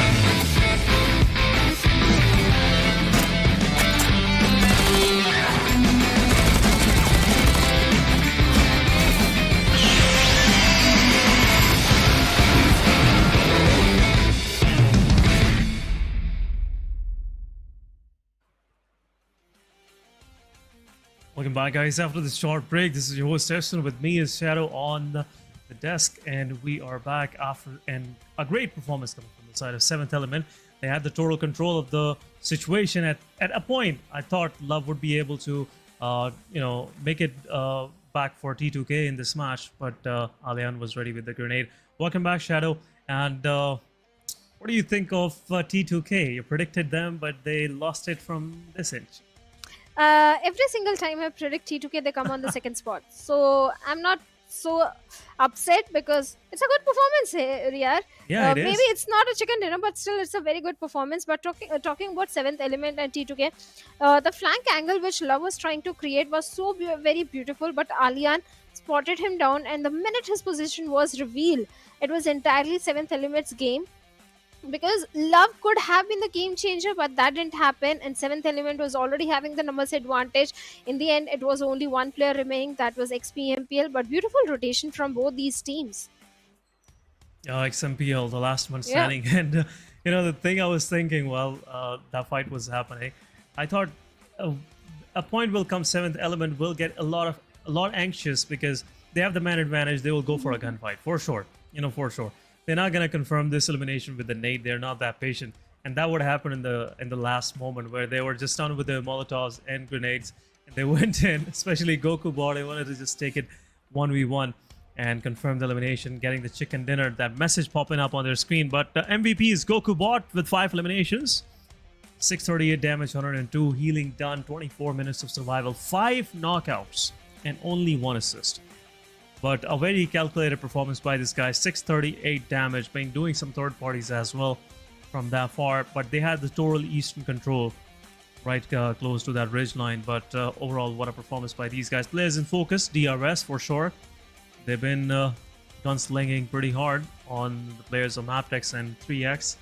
At the same time on IHC, Alex being the final man standing for IHC, just pushing DRS a little back, I must say.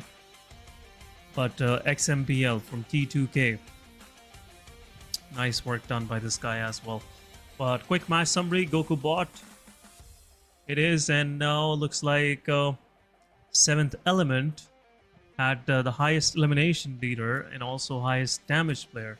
But assist came to Tough M777X, the Riddler 7K. But highest healing done by 922, as he was the only survivor from that military fights between HR4MV and Aegon XI8. So it was pretty much evident he would have been done a lot of healing. Match summary, it is 18 points to 7th Element, Shadow. Well, certainly 18 points, and in the overall ranking, they are sitting on the 11th spot. Yesterday also, 7th Element, they did get a chicken dinner for themselves in the map of, I believe, Miramar. This time they get it in Erangel. Even DRS were having a fantastic run. Too many eliminations, 13 total points to their name. 4MV also very aggressive this time, 12 points to their name. T2K, they came very close, but they were not going for the aggression. They were aiming for the chicken dinner. They were playing with the circle. So decent points they also have in this one. Yeah, some decent point in this one as well. And looks like, some of these teams are just focusing more on getting like an average of 8 to 10 points every match. And that's the reason why they've been, in a safer space.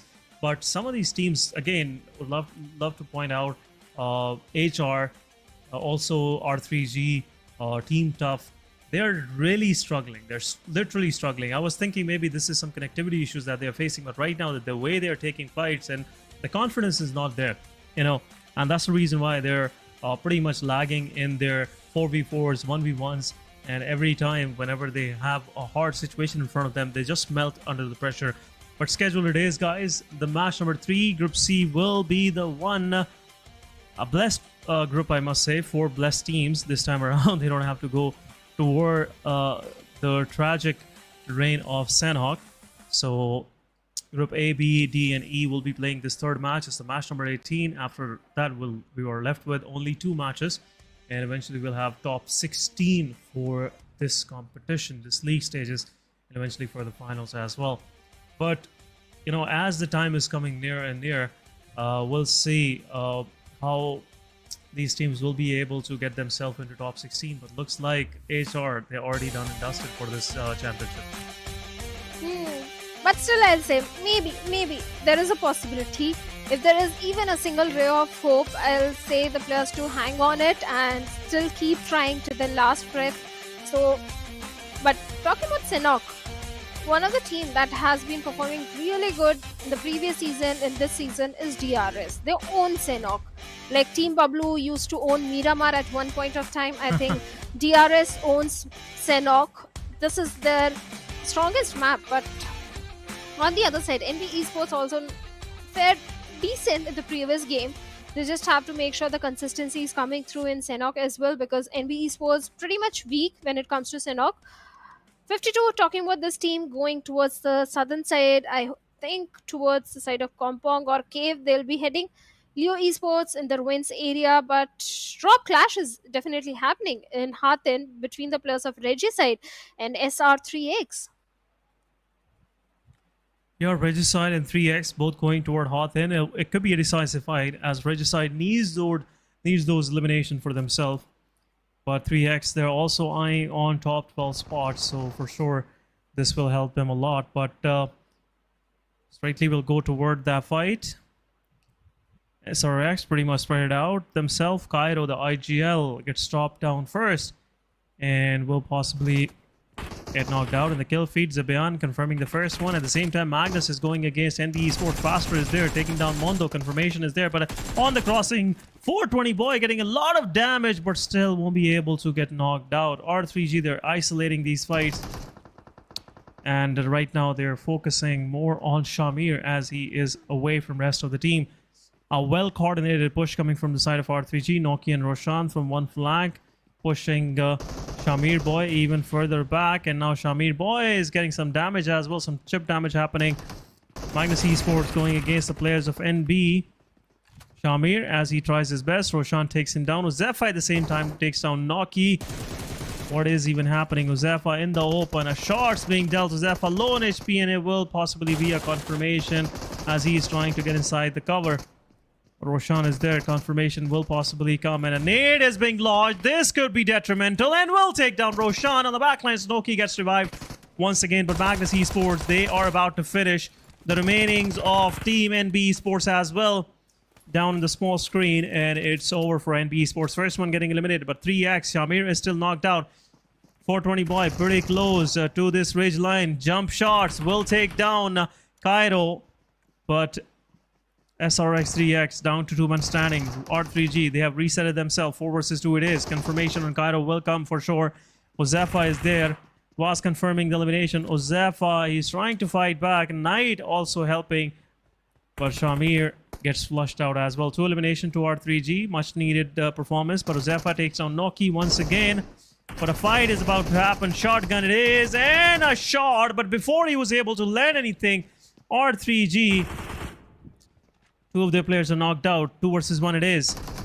Roshan is there. A reviver might come. Knight fighting back. But R3G just rising up from this intense battle.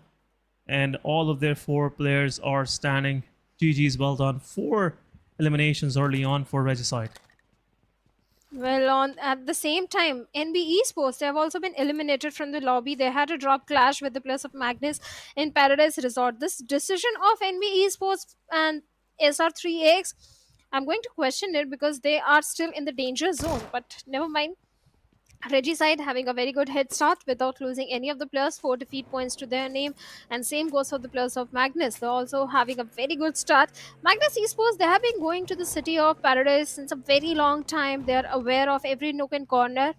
4MV, speaking of this team, they are in the Painan on the periphery of the circle. And in the epicenter, we have Stalwart Esports. It's a completely northern eastern circle where Paris Resort and Bootcamp are going to be in the epicenter and center of attraction. Too many teams are trying to take the control or will try to take the control.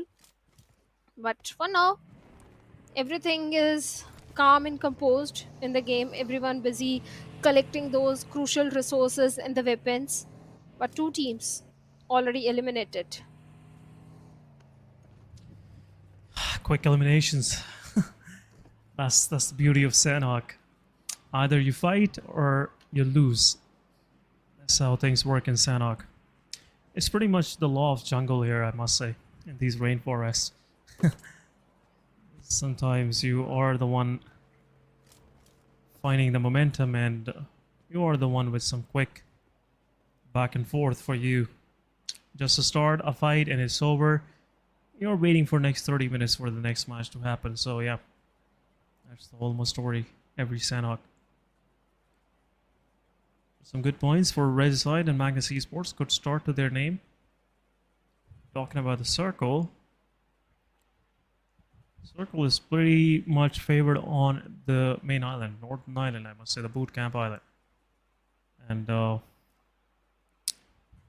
we can see 7th Element have to move their way in. Regicide, they have already marched in toward the main island, pretty close to Tatmok now. Cow is open for grabbing. T2K might go for Mong Knight toward there if Circle shifts slightly more toward the northern side. Magnus Esports, after confirming NBeSports in the midst of Paradise Resort, will be happy to just stay there for a while. There's no pressure of Circle for them. HR, they have moved pretty quick, and now they are pretty close to Bahan. A nice position for them. IHC this time around is not there to bother them or take a fight, so it's a good chance for HR to get some good points for themselves. Sanhok is also their strong map, but anyhow, we'll see how these guys will maneuver. DRS and 7th Element are the only one right now outside the circle. After elimination of NB and 3X, a lot of spots on the map are pretty much vacant, so not an issue for teams from outside moving in. Pretty dispersed, formations we are seeing from these teams. Look at Leo. They're just somewhat waiting for 7A to just show up. There might be a fight on that front as well.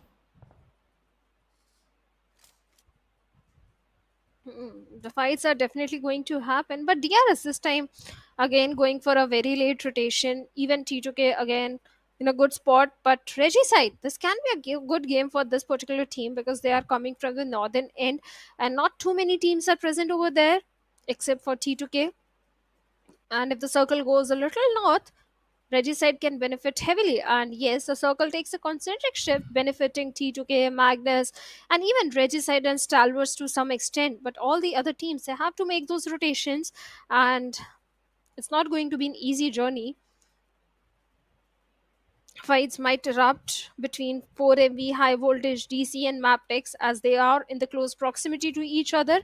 And looks like Sanchar is very well aware that there is a team on the uphill, but you don't want to poke the Bears, and right now the Bears are 4MV, the way they are having a fantastic run. Even High Voltage GC also is, and yesterday they got a chicken dinner for themselves. So yes, they are also looking very strong right now, but picking a fight from the low ground is going to be a bit tricky. Yeah, for sure it will be, because 4MV, they're trying to find a good spot in the circle. That's pretty evident right now. And High Voltage, yeah, they have a good compound for themselves, but staying this defensive could actually backfire for them. 4MV, they like to just poke teams in their surroundings. So for sure, it will be a difficult one, but at the same time, High Voltage have this safety on the back in the form of Mabetex Esports. They can actually participate and just halt the progress of 4MV pushing toward them. But what is Arrow even trying to do? That's my question. So moving around, trying to find something, but 4MV, they're taking some shots on the players, but Slipknot drops down from his vehicle, gets knocked out, and the third party happens as well. 4MV now pretty close. This could be another knock on the players. East 922, he wants to get a little closer to feel the fallen players of Leo, but a nade is getting prepared. This will be a surprise coming their way, and nade goes in, will take down Slipknot. Yetauta also low on HP, a nade been thrown, and Yetauta is unaware of the fact that the 4MV East 922 is pretty close. Another player getting down. Yetauta gets confirmed. Baron takes the players down, and a confirmation coming in as well, but the position of the player is also spotted out. 4MV's Baron gets knocked out. Swayam taking one down, and there you go, 1v1 happening, and it's almost an end of Leo. 3 of the players are down. Last man standing. He's slightly far away, and the same vehicle Apex gonna use to actually rest on the player and confirm the final kill. These are some 4 easy ones for them. A low-hanging fruit. For sure, Apex is there to grab that for his team. A nade being thrown. This could mark an end, but so far, it's a save. It's a save. Will also attract a lot of attention from the side of High Voltage DC, as they are pretty much close by. But some shots being shot, and there you go, 1v1 on a slither of HP. Players is surviving. Nova X, and he will get confirmed. East 922 confirming the elimination, and Leo gets eliminated on 4 spots. 7E on the other side, confirming some good eliminations on the players of DRS as they were trying to exit from their way. And KillerYT, as he is pushing in the open. 7th element. Rest of the team is up on the high rise. KillerYT is on the back lines. 1 elimination being confirmed. Alian is there, but the rest of the DRS is still pinned down. Alian taking one down. Gyante on the back line, still in the hot in. 7E in total control. KillerYT's position is also already revealed. And looks like Shadow DRS is about to meet their demise. Maybe that's a possibility, because 7th element, yes, they do have the height advantage, but look at that, the views and nice damage is work. also coming in. And both these teams, they also need to realize they have to prioritize the circle, because too many teams are present on the other island that can keep them. DRS, they were going for the complete northern rotation, and now they are pretty much stuck. KillerYT, last season this guy was the MVP every single time, but this time Divine comes in with a No way. UMP45 instant knock, and confirmation has been made. Gyante, being the mature one, has already backed off, and I think he's collecting the first states in the city of Hathin. If you look at the mini map, that's a Yep. good decision coming from his side. But 7th element, well, these guys, they're on a rampage today. But a team that really needs a good game are the players of SKYLIGHTZ Gaming, and they are somewhere in the epicenter of the circle. In Sanhok, if you have the center, you have to make sure that you are able to defend your compound. Yes, you get the benefit of the circle, but defending the compound is of utmost priority, keeping the numbers alive if you are aiming for a winner chicken dinner. On the other side, from the southern end, we have High Voltage, Mabetex, and 4MV still in a very tight spot, where 4MV, they are taking the damage of the blue. For MV, they're taking the damage, but they have moved even further. They are about to get in a situation where they can gatekeep the players of High Voltage EC as they're trying to exit the boot camp. We'll see. R3G just gauging the situation against King of Spades. This time around, King of Spades are not being poked so far by any of these teams up north, but Regicide Roshan slowly and steadily moving in. At the same time, for MB going against the players of Mabetex while he takes down Apex. Last man standing it is. East 922 fighting back, giving some damage to Leo, but Jiro on the back lines will confirm it. 4MB out on 13th spot with only 4 total points to their name. Mabetex, 4 eliminations to them, and now High Voltage will have a clear path moving forward. But 7E, they're going against the players of King of Spades. What just happened? 2 of the players of 7E are already down. It's a 2 versus 1 now. A shot being dealt from the side of Divine, confirming the elimination. R3G is also on the back lines, but King of Spades, they have to rest their players. At the same time, 7E, they have lost their IGL, Alian. It's time to move even further. But R3G, they're eyeing on the position. They want those frags. R3G had this one easy for them, but now a lot of attention being on the players of 7E, which will also threaten the position of R3G as they're trying to move through. But Kings Exo also pushing forward. Stalwart Esports taking down Romy Boy in the kill feed. Drawlin takes down 420 Boy. Right away confirms the kill. But 7E, they have made their way outside the blue. Nice work done by these lads. King of Spades, Exo definitely missed a lot of shots over there, but Drawlin, perfect grenade comes in, takes down Roshan and Nice Vaz from the work. side of Reggie's side. Beautiful grenades coming in, but 7th element from the low ground is also trying to do the same thing. The grenades are being flung over. They know there is a guy uphill perfectly right on the face of Exo Nice of KS. work. And with Jesus. that, King of Spades has been eliminated, and 7th element, they're safe for now, but how do they make that journey inside the circle? How they're going to transition themselves inside the circle is still a big question. T2K again having a very good spot. Even SKYLIGHTZ Gaming are placed perfectly, but SKYLIGHTZ, they will have to engage in too many fights because hey, look at it in the mini map. Stalwarts are in the close proximity. High voltage DC are also in the close proximity. So if they head inside the circle, SKYLIGHTZ Gaming is the first team they will have to break a fight with. But Stalwarts, they are picking a fight with high voltage DC, and looks like high voltage nice DC work, are on the 70. receiving end. R3G, Last unfortunate. player of Reggie's side has been eliminated, and now high voltage DC is still in a very big trouble. They are. Stalwart Esports just getting some more kills. There you go on the other side. Jokey Boy takes down Leo from Mabetex. A third party happening from SKYLIGHTZ on Stalwart Esports. IC as well. STE down to last two players. Prediction comes in, and I would predict HellRaisers, as they are, the one that needs the chicken dinner the most. We'll go with HellRaisers for sure. Fingers crossed. Let's see if they will be able to get the chicken dinner for themselves. But 7E on the other side, they're confirming some eliminations on the players of Magnus Esports. High voltage DC, they've already been pushed on the players by the players of Stalwart Esports. IC still knocked out. Third party is there, but high voltage, they're taking fight on two fronts. Ryok could possibly be the next victim. His position will get revealed for sure, and it will be over for high voltage. It will be because Ryuk and Aero, they are too far away from each other. And speaking of prediction, I'll again go with T2K this time, but SKYLIGHTZ Gaming, well, they're also opening things up onto the plus of Stalwart Esports right now when Nizet has been taken down and Ryuk is trying to find the confirmation point onto him.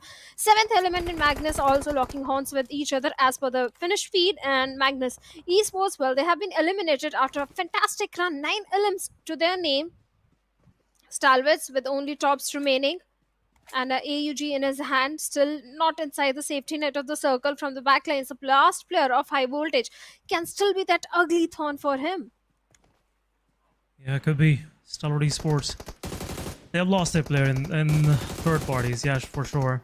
This could be a decisive fight between both of these players. There you go. Tops throwing some utility now. And this could be over for the guy, but Ryok, he's even pushing forward. Mafia Ninja on the other side takes down Arrow.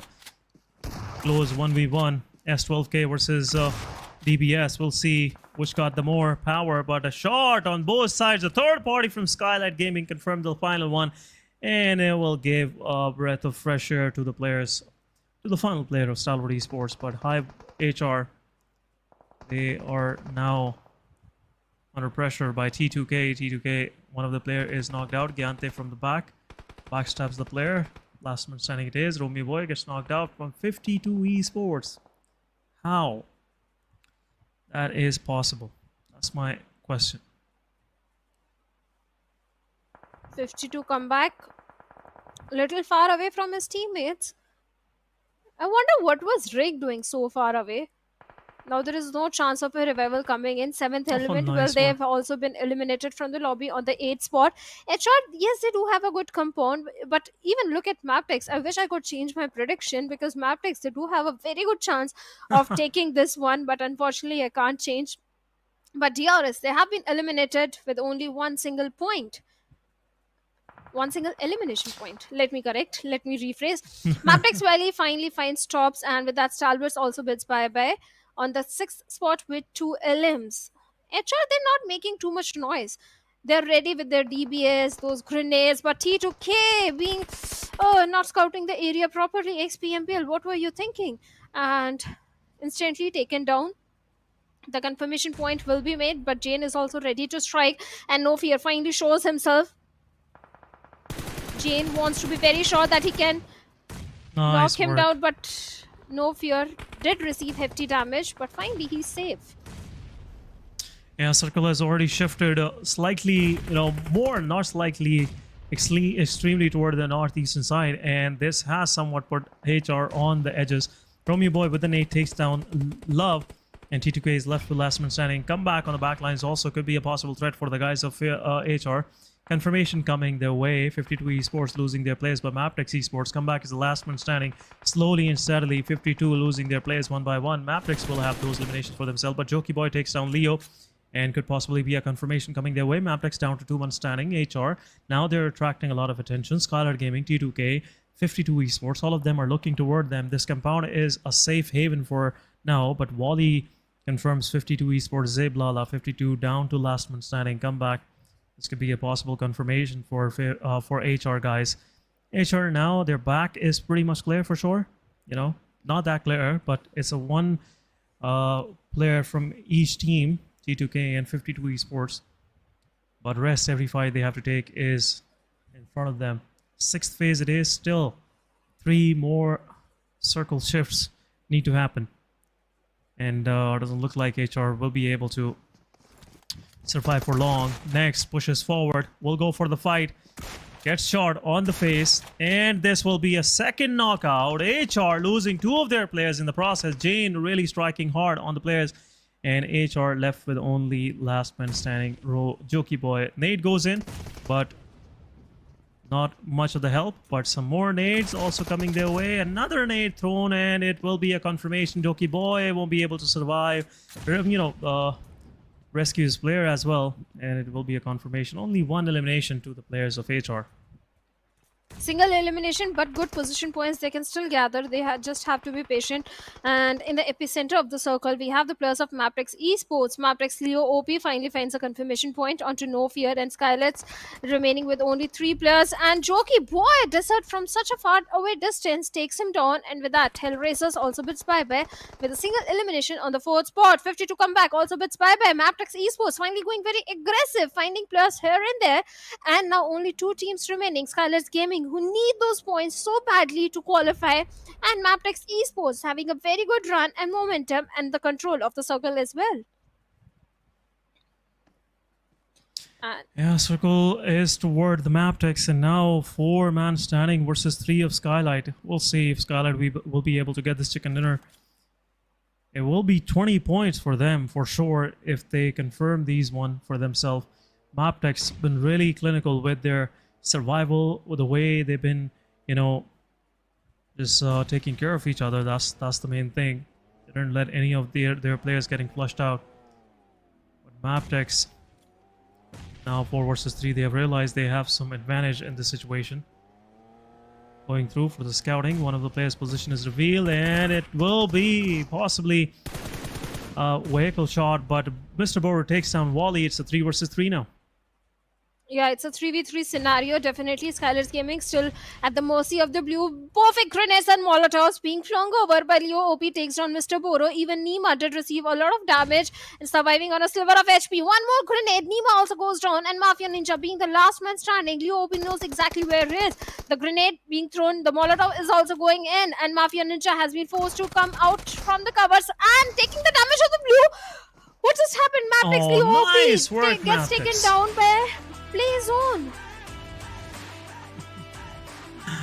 Last man Oh, got God. eliminated by the Play Zone. GG's, nice work coming from the side of the Mabetex. A winner chicken dinner, but for sure, some good numbers came the way of SKYLIGHTZ Gaming as well, to help them get out of the misery of bottom 4 for sure. But a winner chicken dinner, placing Mabetex on 4th spot, 25 points in this match.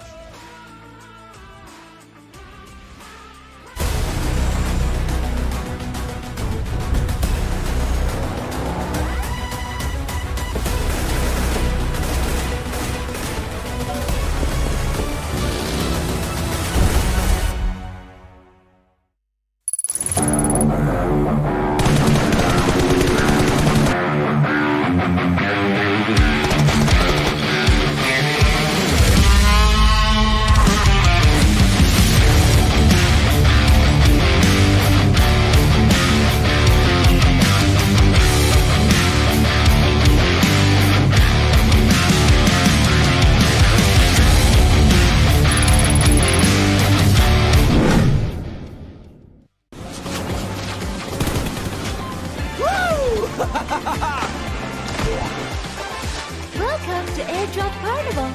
Let's have a blast.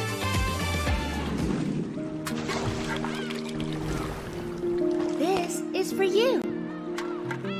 Let's play together.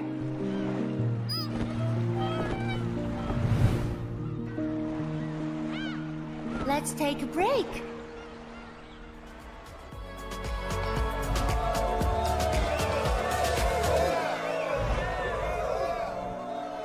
Watch me shine on stage. I hope you can remember me.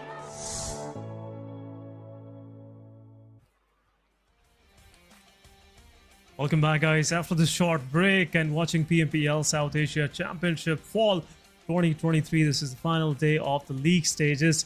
This is your host Essen, with me Shadow on the desk. Shadow, welcome back. And an outstanding finish by Magnus Esports for sure. 15 total eliminations and a chicken dinner as well.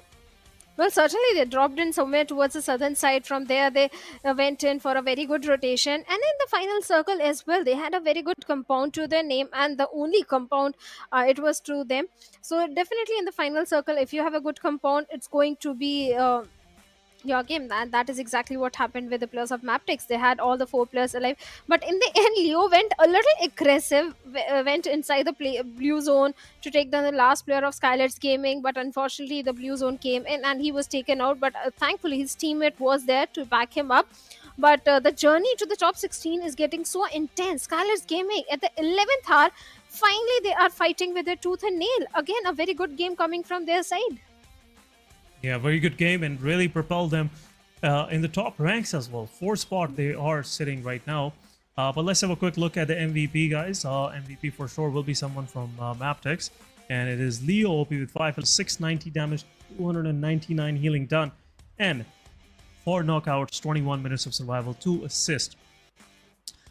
But we'll have a quick look at the players in focus as well, and for sure there will be someone else from Magnus Esports as well, because they've been playing as a unit, they've been playing as a whole team.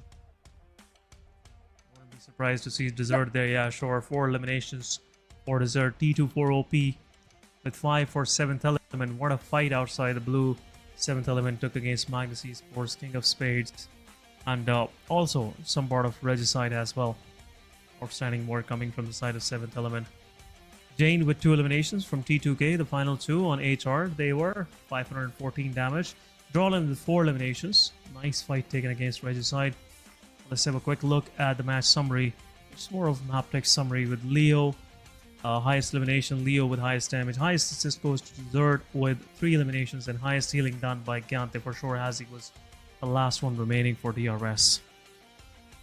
Yeah, last game for DRS, but this time Mabetex did perform really good. But this game mattered the most to NBeSports and SKYLIGHTZ Gaming. SKYLIGHTZ, they did perform really good. They came on the 2nd spot with 13 points, and these 13 points are going to help them to propel themselves and come in top 16. But NBeSports, again a bad performance coming in from their side. They had to make sure they deliver a consistent gameplay today in the remaining 4 games, but 0 points to their name. I'm not sure where NBeSports will be standing after the last game. Yeah, NBeSports 0 points. You know, early on they took a clash drop with Magnus Esports, and Magnus right now they're pretty safe. 9 eliminations to Magnus. They are number 4 on this match ranking.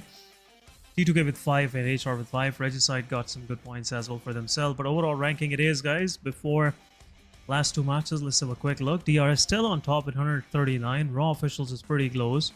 Raw are sitting on the benches for sure. So they have a chance to just get closer to the 1st spot. 4 Miracle Vibes on 3rd spot, 117. Aegon XI 8 are pretty down now. They were pretty close to 4 Miracle Vibes. Now looking at the 2nd page, 7th element, they have 85 points. They are in the safe zone now. SKYLIGHTZ Gaming, nice work done. They are on 12th spot, 73 total points. Stalwart Esports with 72, 52 with 69, NBeSports with 56, pretty close. SRX3X, they have managed to get out of the bottom 4 now. King of Spades has been pushed down, but it's 54-54 for both of these guys. So, not gonna lie, it's getting difficult for tough HellRaisers, Regicides to even get qualified. Regicide pretty close, yeah, one good match for them will do the deed, but King of Spades, SRX3X, and NBeSports, they are pretty low right now. Reggie said they have to make sure a good game comes in, but this time we have Miramar coming in, where Group B will be sitting out. So that means Mabetex, DRS, King of Spades, 52 Esports. They won't be playing this one. Only one game remaining for this particular group, and the group that will be joining in is going to be Group C, Raw, ISC, I8 Esports, and TUF. Even TUF, they have to deliver a good performance in this one. And when it comes to Miramar, I don't know what's going to happen. It's not so easy to play Miramar. Miramar still is a big map. You have chances. You can actually make it top 3 with ease, but maps like Sanhok are the real trick, because one circle is away from you. It's a long stretch and it's a hard road to actually drive on, I must say, trying to get inside the circle. So that's been the story for Magnus, 7th Element, T2K, as they were trying to make their way inside the circle from up north. It was a difficult terrain for them to maneuver on, but overall, Sanhok is always full of surprises. Mabetex, at one point, they were inside the circle, then they had to make their way inside the circle. HR, pretty nice sitting there. T2K's Jane with outstanding performance, just rattling them off and not letting anything going their way, for sure. So that's been the story. Sanhok is always surprising, but in Miramar, you still have a chance. You can make some progress. A good match will help you to actually at least get qualified. I'm really looking forward toward Regicide, Team Tough, and HR. Also King of Spades to make a move. They are one heck of a squad, and coming this far, it will be, I would say, a difficult thing to just realize that they came to the league stages but couldn't qualify for finals from there. They were so close, but we'll see. We still have 2 more matches, but in a moment we are moving toward our final match, and I will also bid goodbye to my co-caster Shadow, because in a moment Fritz will be joining us. Shadow, thank you so much for being here, for entertaining us all throughout these 3 matches. And Fritz, welcome to the show. Welcome to PMPL South Asia Championship.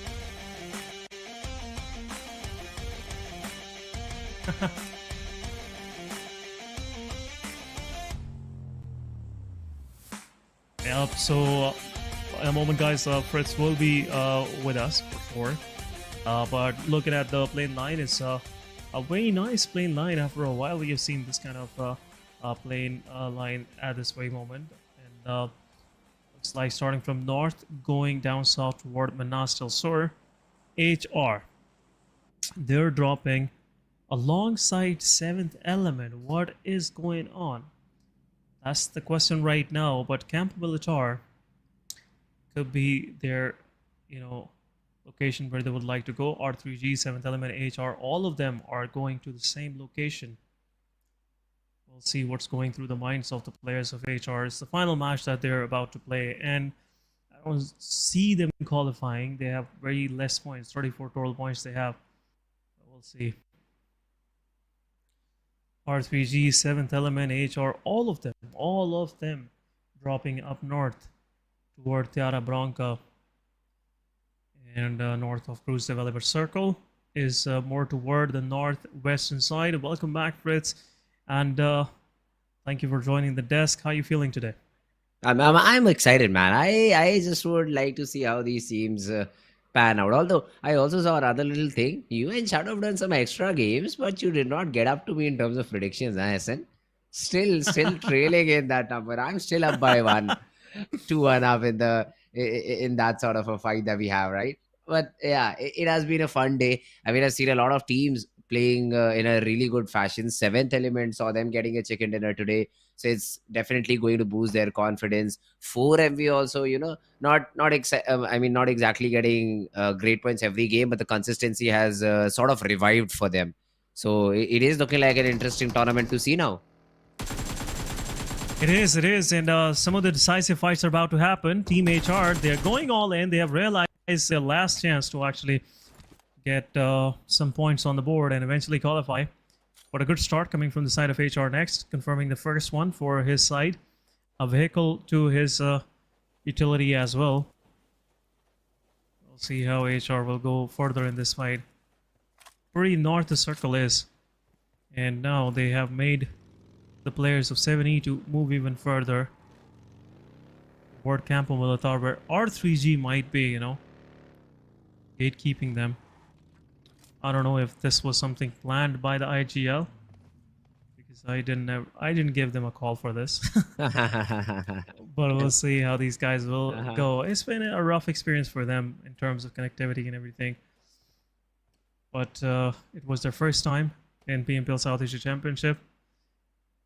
They made it to this extent. Would love to see them moving forward, but doesn't look like, because it's their final match, Fritz.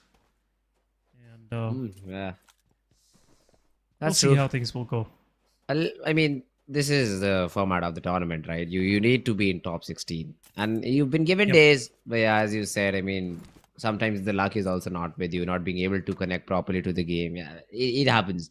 Not in our control, so you just can just try and put it behind your back and hopefully perform when you get that next opportunity, right? Because as they say in the last PMPL SAC, you'll get another chance. Yes, the season will be different. It will take a little bit more time. You'll have to go through all the grueling qualifiers and everything, but you'll get another chance. So probably just hope for the best possible result in the upcoming tournaments. But yeah, for now, it's going to be a difficult road ahead. On the other hand, though, the teams that are still eyeing out for that spot, I mean, T2K for one, this time around, again, just looting in slowly and steadily. No early fights seen among either of these teams this time around. So it's only 7th Element who've lost a player. But then, except for them, nobody else has even sort of initiated the battle. And yeah, 4MV, Chumasera, no drop clashes over here. And they are looking really, really strong and really, really happy. Yeah, 4MV, I was thinking no one is even trying to, actually give them any challenge. This last 2 games and just, make it a little difficult for MV to, move toward the first page. The first position. They're already on the first page. But not happening right now. NBeSports on the other side, they're just eyeing on the position of SKYLIGHTZ Gaming as they are pretty much in the open, slight north toward the crater field. SKYLIGHTZ is pretty dispersed. 7th Element, they are not going to their drop location La Cobria. So SC have it for them. We'll see how these guys will play from there on.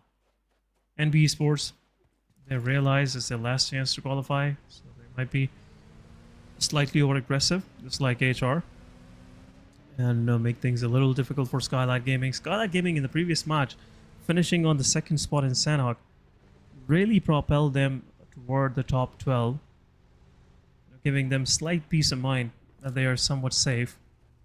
But still, 2 matches, anything can happen. Any team can come with some good points and take that position from them. Oh, well, yeah, that's true. I mean, SKYLIGHTZ Gaming having a good game definitely puts them in a little bit of a situation where they can feel sort of comfortable. So that is something that'll be going on for them. IHC in the meanwhile, I do see Alex as a best possible vehicle for this map. I think Monster Truck is the best possible vehicle because it can just climb on heights so very quickly that the normal Dacias and the UAZs cannot. I mean, you see Mirado instead of Dacia, but you get the point. Buggies, I hate them. You just have to blast one tire off a buggy and it just spins out of control and you just die. Plus the minibuses. It's as slow as a snail, man. And that's why Tarzan will take a lot of damage.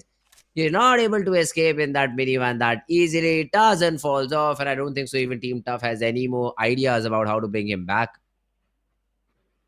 Oh, look at this. This is not good for Tarzan. No revival coming for this guy for sure. The only chance Tarzan have is his teammate knocking Godless. Then there is some chance where he will be able to survive, but some shots are also being dealt on the player. The vehicle will be tarnished for sure. IHC is pushing in. But IHC, look at this. They have closed in. Team Tough. They might lose another play. And there you go. Demo takes down Riddler as well. Yeah, that's a big blunder. Yeah, it is. Unfortunately. I mean, unless and until you get that knock on Godless, there's no way you can get that revival. IHC will of course close in. It's a knock all out in the open.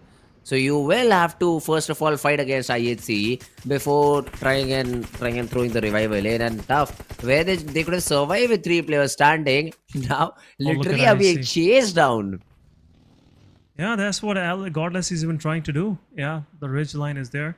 There might be a 1v1 between H2SO4, but Tarzan gets flushed as well. Also, Demotivate Sir. H2SO4's position is revealed. Demotivate Sir is on the back lines. He's not there in the fight, but Riddler get confirmed. 1v1 happening. Nade going, and it will take down H2SO4. Tough down to last man standing. A fountain of water popping out of his crate. Nice animation, I must say.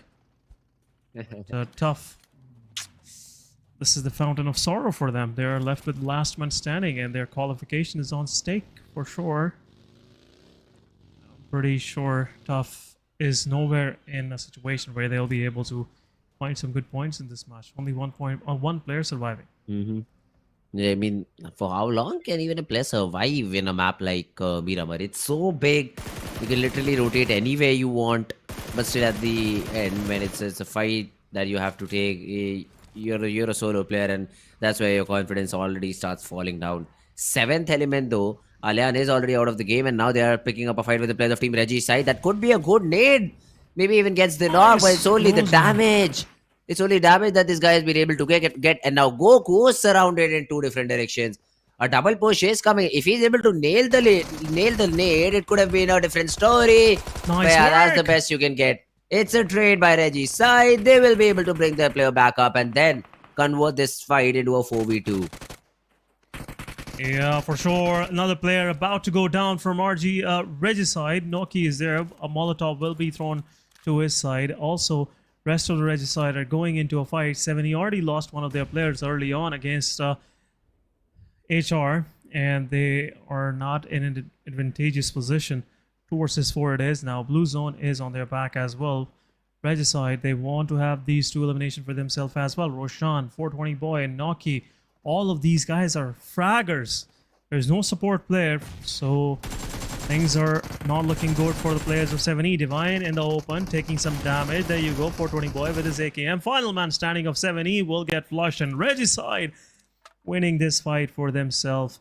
3 eliminations to their name, and a quick finish also will res up their player. And some good loot available for them as well, guys.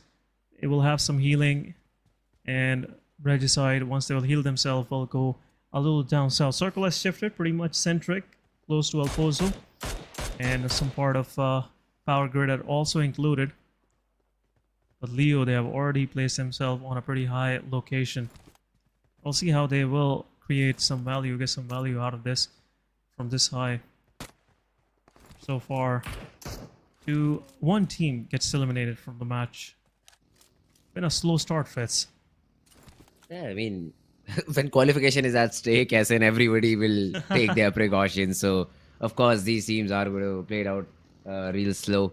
Now, Nova is already tossing a nade, and that's a beautiful one. Oh, nice. Sky was just like, yeah, I'm up high. Nobody can even touch me, but then there's a nade in his face. And suddenly, what? Opponent in that position? Although, for some reason, Novax did not go ahead with that confirmation and has allowed the player to crawl back down. So the revival can still be facilitated by Team Raw Esports. And this could be a little bit of a mistake maybe from the side of Team Leo, because this was a free point.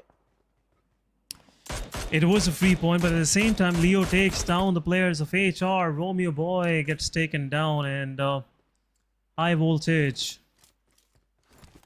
as they knocked the player, but Yetauta will confirm the elimination. So if it is Sky or HR, still what matters is the number. T2K Chain going against 3 players of 3X. Predictions so far. We'll see which team will get it. In my opinion, this match is for IHC, but we'll see. T2K Chain takes down one of the player. 1v1 happening, but Zephyr gets knocked out as well. And meanwhile, and 3X is down to their last 2 players. Cairo still in a need of revive. T2K, they're pushing forward. They have confirmed Zephyr. 2 versus 4 it is now for 3X. Cairo in the upper room for sure. And Nate will dislodge this player and confirm the elimination. And it is for them, 3X. Losing players right, left, and center. Magnus Esports going against R3G. What is going on? Both of these teams need a good match for themselves. But Magnus Esports, they picked up one of their players. But on the other side, SRX3X going against the players of T2K. Confirmation happening. Shami was the last one standing. A shotgun to his face. SRX3X gets confirmed, but what is just going on? AHR on the other side, they're trying to make their way in, getting peppered down by the side of Magnus. Jokey Boy gets knocked out. Next gets confirmed, and HR is out with only 1 point. GG's. Oh, HellRaisers, not the best possible game, but oh well, I have not predicted till now. Well, who should I go with? I mean, who should I make the winners of this game more like that? I'd say SKYLIGHTZ Gaming. All right, let's just go with them. 3 frags to their name, still getting a few more shots out of the players of Team Reggie side. Could be an interesting team, but as soon as I say that, I mean, no fear. Literally, the MVP for this team has been taken away, and SKYLIGHTZ Gaming showed no interest in getting that revival. Yeah, so the guy's pretty forward. It's his mistake. He overextended, and Stalwart Esports are not shy of punishing that mistake from the guy. Stalwart Esports, now they have tasted the blood in the water for sure. Will go for the hunt. SKYLIGHTZ Gaming pretty close by. The dispersion is pretty spread out, but STE might face some fire from the side of Magnus Esports. Rollin just giving out his whole magnum, say whole magazine. I was just thinking about AWM at the main time, but whole magazine, but no success, no knockouts. But SKYLIGHTZ Gaming Nima has been pushed by the players of STE, making him to reposition, and now Nima is in a safe space. Yeah, Nima will survive, no problem. Should be able to heal himself back up, get the reset that is needed, but then also has to make sure to get inside the zone as quickly as possible. 40 seconds on the clock, and the stage number 4 will do decent damage. So you cannot stay out of the zone for a very long period of time. Egon XI8 as well, engaging into that early battle and losing a player of their own. This will hurt them a lot in the longer fights, in the longer run. It will for sure. Magnus Esports, they're eyeing on that position where SKYLIGHTZ Gaming player is holding on to. Aegon XI8, they got one of their players flushed out, but at the same time T2K gets confirmed. Love there to trade it back on the players of Aegon. Where is it happening? Actually, that's my question. Both of these teams are on the southern part of the map. But Aegon XI once again going against the players of T2K. Fala gets knocked out. Jane will go for the confirmation. No cover fire coming from the side of Aegon. Last man standing for them. 2 of the players are knocked out. T2K have a total control now. It's a 3 versus 1, and we'll see if T2K Love will go toward Uzum. Just finishing things off. But he's about to regroup with his team. At the same time, Team Raw officials back lines join in. This is some time for Uzum to go and revive his players. But we'll see how that will happen. 4MV on the other side confirming the elimination, and T2K is out. Raw officials getting some elimination for themselves, and some of them goes to 4 miracle wipes. Yeah, a little bit unfortunate for the players of T2K. They were fighting it out against Aegon XI8, and suddenly came in the players of Team Raw Esports. Before you could even recover from Raw, there was 4MV on your tail. Now that's a classic 4th party that we've seen with the players of Team T2K happen. Now 4MV will also try and get inside the zone because they're a little bit far away.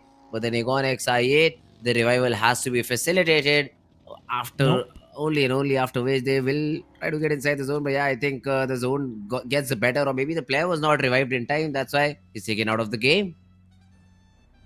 Yeah, Falak was trying to get back to that compound where Uzum was holding on to, but it was pretty far, and he was bleeding out. Sure, so Aegon, Uzum is the last one standing for sure. Malik knows that there was someone there, so he's just gatekeeping. At the same time, Leo is going against the players of High Voltage DC. Some utilities being traded on both sides, but High Voltage DC is in a tricky position. Some good nades launched to perfection will do the job, but Leo somewhat missing the target. Smoke's being deployed. Just want to get a little closer. Siam with the nade. Another nade goes in. Some chip damage to the players, but not a quick finish. But in the blue zone, Aegon XI8, the final player is there. Will get flushed for sure. But at this very moment, Looks like this match has become a stalemate situation between the players. There you go. Malik confirms the last one standing, and Hagon is out on 12th spot with 1 elimination to their name. Oh, Jetauta. No way.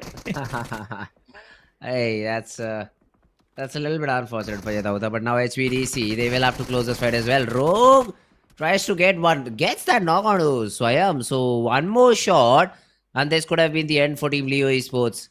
It's not the case. HVDC will be taken care of. Another team bowing out of the game. Stalwart, on the other hand, are now shooting upon the players of Team Magnus and have reduced them to just 3.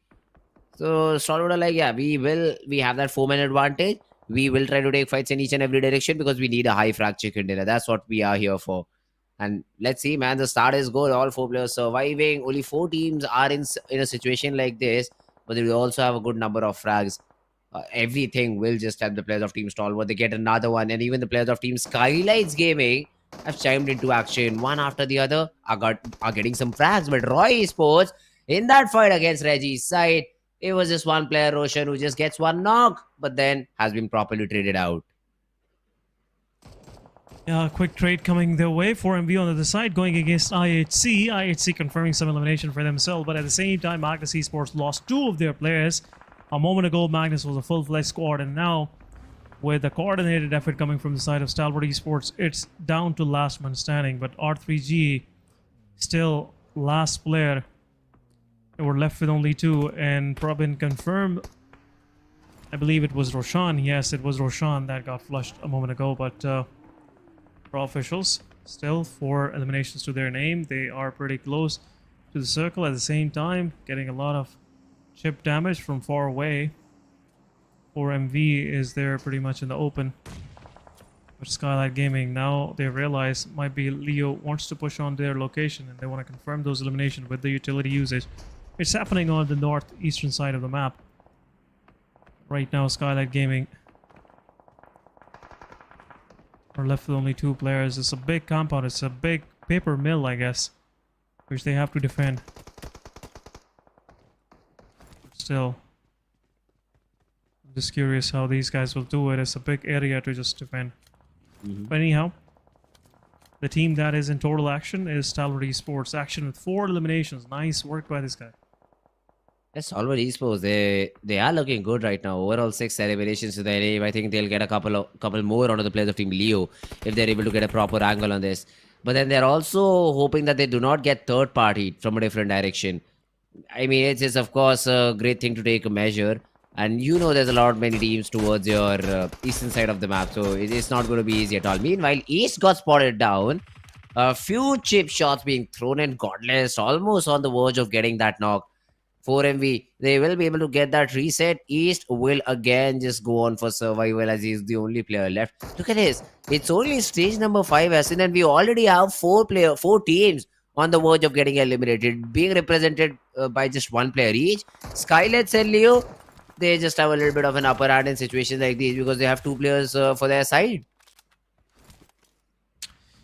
Yeah, the 2 of the players are on their side, but at the same time, demotivated Sept from a pretty far area, still getting some knocks. He's the last man standing. He's made his team to top 10, but we'll see how far he can go. It's an urban city. Someone can survive for sure, yeah. Chances are there. But 4MV being pushed by the players of Leo. There's some aggressive pushes coming in. Leo Swayam is knocked out. Mafia Ninja will confirm it. It's a 1 versus 1. And now it's pretty much over for Leo. Leo done and dusted. SKYLIGHTZ Gaming successfully. A lot of tongue slipping today, but successfully guarding their paper mill. They have attracted attention from the side of Stalwart Esports, also getting third party as they're stepping out in the open. 4MV in the backlines gets flushed on the 9th spot, and some warning shots from the side of Mafia Ninja. Pushing back the players of STE. But now they are on the edge of the circle, and Stalwart Esports have to push this way if they want to survive. So it's getting a little difficult for SKYLIGHTZ Gaming now. Yeah, that's true. SKYLIGHTZ Gaming, they will be put in a little bit of a difficult spot considering they only have 2 of their players remaining. Plus, if they have to move inside the zone in the next few seconds, it'll be even more difficult. Now, IC has already spotted down Mr. Buru. Some shots were exchanged, but no damage done on either side. So no harm, no foul. SKYLIGHTZ should stop giving noise, right? They should just cut the noise right now so that they can slowly and steadily rotate in the zone. Because at the end of the day, you'll have a zone where you'll have to move inside of it, and there'll be teams gatekeeping you. Right now, you're trying to gatekeep the players of Team Stalwart Esports, but one knock is what it all takes. Stalwart action though, I think has been spotted down by Demotivator. Some shots thrown out of him. Needs to get the reset. But yeah, Stalwart, they've also moved inside the zone just at the edge of it. But it does not matter as, you just need to be inside the zone. That's all. NBeSports are the team who have their crosshairs set onto the Stalwart guys. Good retaliation fire as well. And NB, they won't have that easy of a tie because then even SKYLIGHTZ Gaming will push onto a compound where you have just a solo player try to hold it down. Yeah, one player off right now. NBeSports is pretty far from his team. A revival won't be able to happen. There is a pretty open space there, but this guy can serve as a surprise to the players of SKYLIGHTZ Gaming as they will be comfortable pushing to their neighboring compound, and their 1v2 won't be a difficulty if the players are pushing from open for SKYLIGHTZ Gaming, making things really difficult for the players of STE to just hold on to right next to this arena. But now NBeSports, they have something for themselves, but SKYLIGHTZ Gaming on the back lines. Mondo's nade takes down one of the player, but open players of Stalwart Esports as they are pushing forward. A shotgun in the hands of Icy will go in. The gun is not equipped, but still Mondo confirms elimination. STE is left with only one player that is still outside, and he is going for the shots. We'll confirm this one. He has a machine gun LMG, but NBeSports, they have lost one more players in the process. 8 eliminations to the name of STE. But NBeSports, they are still holding on to their position. One utility will do it, but action, look at this. 3 nades. How the heck this team will push their way? But first boy, he's going for the revival for sure. It's all out. But this is over. This is over. Now it's over. Now, there you go. STE is out on 7th spot, 8 total eliminations.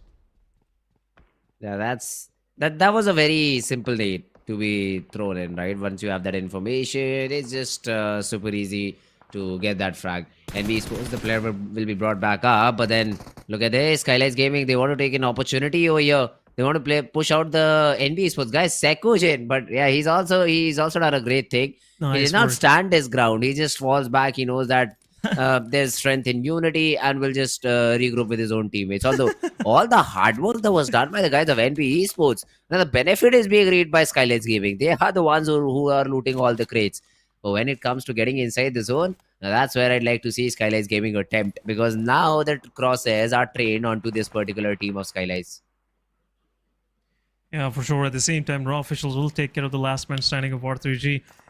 Bot finished 3 points to their name, so we'll see how that thing will work out for them. 5 total points, but Tough's demotivated Surge stepping out in the open for the first time, and he's getting peppered by 3 side, and a lot of damage being dealt as he was trying to cross the road without the red light, and it's been over for him. IHC confirming the 8th elimination, and now the fight is between top 4, where IHC is the only one with 4 of their players standing. Looks like it is slightly getting easier for IHC to even move further. Raw is on the back lines with 3 of their players standing. This will be interesting. We'll see how IHC will move inside the circle. They are on the edges, and a circle shift toward them is much needed. But SKYLIGHTZ Gaming, they're pushing forward. Sekujin and their shotgun being thrown in a shot, but not much of the help. No help coming their way, but some Molotov. What was that?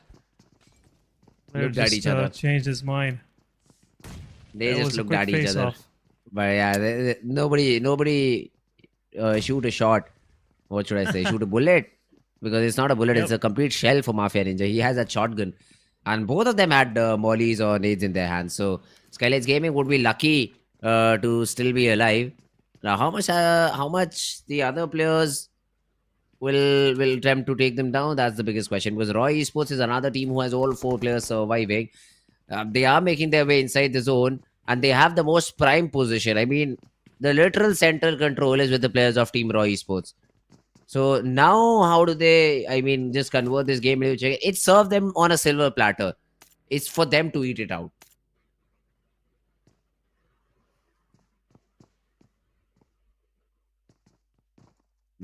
Well, let's see now. SKYLIGHTZ Gaming. For now, we have Mafia Ninja and Mr. Boro. Both of these players just resetting themselves back up, letting the players of IHC and the Raw Esports maybe fight it out. So yes, Sky has been taken care of. The retaliation shots were there, and I do see the weakened players of Team IHC. But since I think the call has already been made, they just want to push in, and Raw Esports will be put in a difficult spot. Although Malik pushes in, gets that counter knock onto Debo. I mean, IHC is trying to slowly and steadily creep up onto the players of Team Raw Esports, but they'll keep losing players if they do it like this. Malik gets another knock from far away. He is just raining hellfire onto the players of Team IHC. Demo's already out. Zol around the corner gets the pre-fire, gets the job done, gets one knock, gets the second one too. Aiming for the third, but this time finally the trade is there. It's all down to Godless, who will be picked apart once again by the man far away. It will be Malik who will put an end to this fragging spree that IHC had. Great job done by Malik, but this will give the opportunity for NBeSports to jump down and maybe put some pressure onto the players of Team Raw. But this fight first between SKYLIGHTZ Gaming and and NBeSports is going to be the most important one. Mafia Ninja cannot find a window to jump out from, but finally as he does, nice work. will be shot upon by NBeSports. But now it's all Fizzboy. Fizzboy versus the entire squad of Raw. I think we know the result, Essen. Yeah, entire squad, and also their position is pretty much pinned out. A lot of utility being thrown, and Fistboy, if he will be able to revive Sekujin, there is some fighting chances. But nade goes in, will confirm the player, and it's over. It's over for the player of NBeSports. What a comeback from these guys! It was a much-needed match for NB. They finished on the second spot. But another winner chicken dinner going for the Raw officials in this second Miramar. They are now sitting on the first spot. 22 points in this previous match. Nice work done.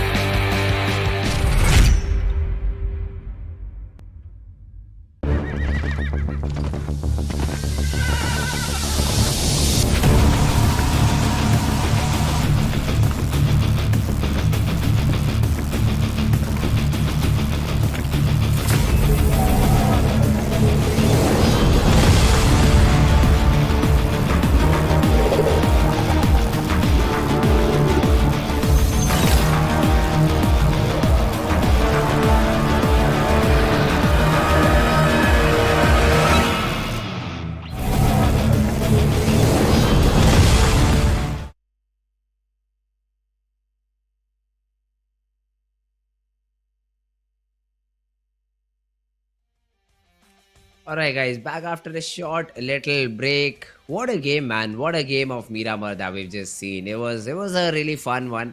It started off with a little bit of fights. Oh, I say one fight because HellRaisers were the ones to get that frag out of the 7th element. Guys, again, the middle stages of the game were where most of these fights finally happened. And towards the end, it was a brawl. So basically, IHC and Raw Esports, whoever wins that battle wins the game, because SKYLIGHTZ Gaming and NBeSports were just curled up with each other. So either of these teams had to take the stance, either of these teams had to get the job done, get the frag done, and that's exactly what happened. Before falling, SKYLIGHTZ get 2. I mean, it was an attempt made by the players of Team NBeSports. If it would have been clean, I mean, then that 3v3 or that 3v4 could have resulted a positive result. But yeah, at the end, it was good knocks coming in from Team SKYLIGHTZ Gaming. They did not let the players of Team NBeSports play the game as they hoped for. So it was fun to watch it out. The map of Miramar, the land of DMRs and snipers, although this time around did not see a lot of DMRs being used. Probably because it was a zone which ended inside these cities. So there was not a lot of DMR action, more towards shotguns and more towards those rifles. So it was an interesting game. MVP for this particular game is going to be IHC Godless. He was the one who did the major heavy lifting. 4 elimination, 1142 damage, and overall a great game by Godless. So great job done by the team. I would like to see how do they continue. And once again, we have back on the desk Kaisen. My man went to grab some food for himself and now is back on the desk. Thank you so much. Thank you so much for Fritz for covering up for me. But outstanding performance by these guys for sure. A slight hiccup was their fight against Raw officials. They're pretty spread out. They left one of their players in the back just for the safety, but that safety was not there on time. And IHC just lost that 4 versus 3 fight for sure. But players focus. We have Malik with 6 elimination this time around. Raw is really farming some good points for themselves. 5 to Sky, 6 elimination to Action. What a match for this guy as well. But Mr. Boru, survival coming from this guy. 828 damage, 47 minutes of survival and 2 eliminations, making to the 3rd spot. Just keeping themselves safe, keeping their heads out of the hot water for sure. And now they are in a safe zone. Last match of the day, and then pretty much looks like SKYLIGHTZ Gaming will be a safe situation. Yeah, SKYLIGHTZ Gaming, they attempted it, but it's only 2 elimination. But now let's have a look at the match summary as well. Malik had the highest elimination. Wow, 6 eliminations overall for the guy. Just on the damage basis, I think Godless was able to get the MVP. Otherwise, Malik did have a great impact overall. Yes, and looks like for sure, in this very situation, IHC, they kept their composure throughout the match, and unfortunately they just were so close to the chicken dinner and just lost it anyhow. But another chicken dinner for Raw officials, 10 placement points, 12 elimination, total 22 points. IHC with 12 points to their name, NBeSports with 12, SKYLIGHTZ Gaming with 10, and ST with 9, T2K with 6, Regicide with 5 points.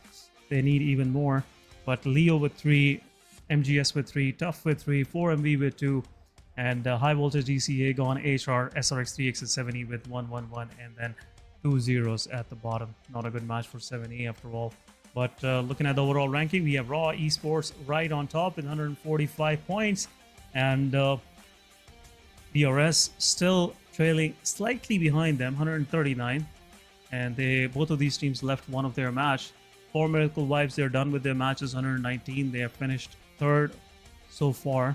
IHC on 4th. We have second page where HellRaisers could only manage to get 35 points after 16 matches. No more for them. Team Tough still have one more chance to get qualified.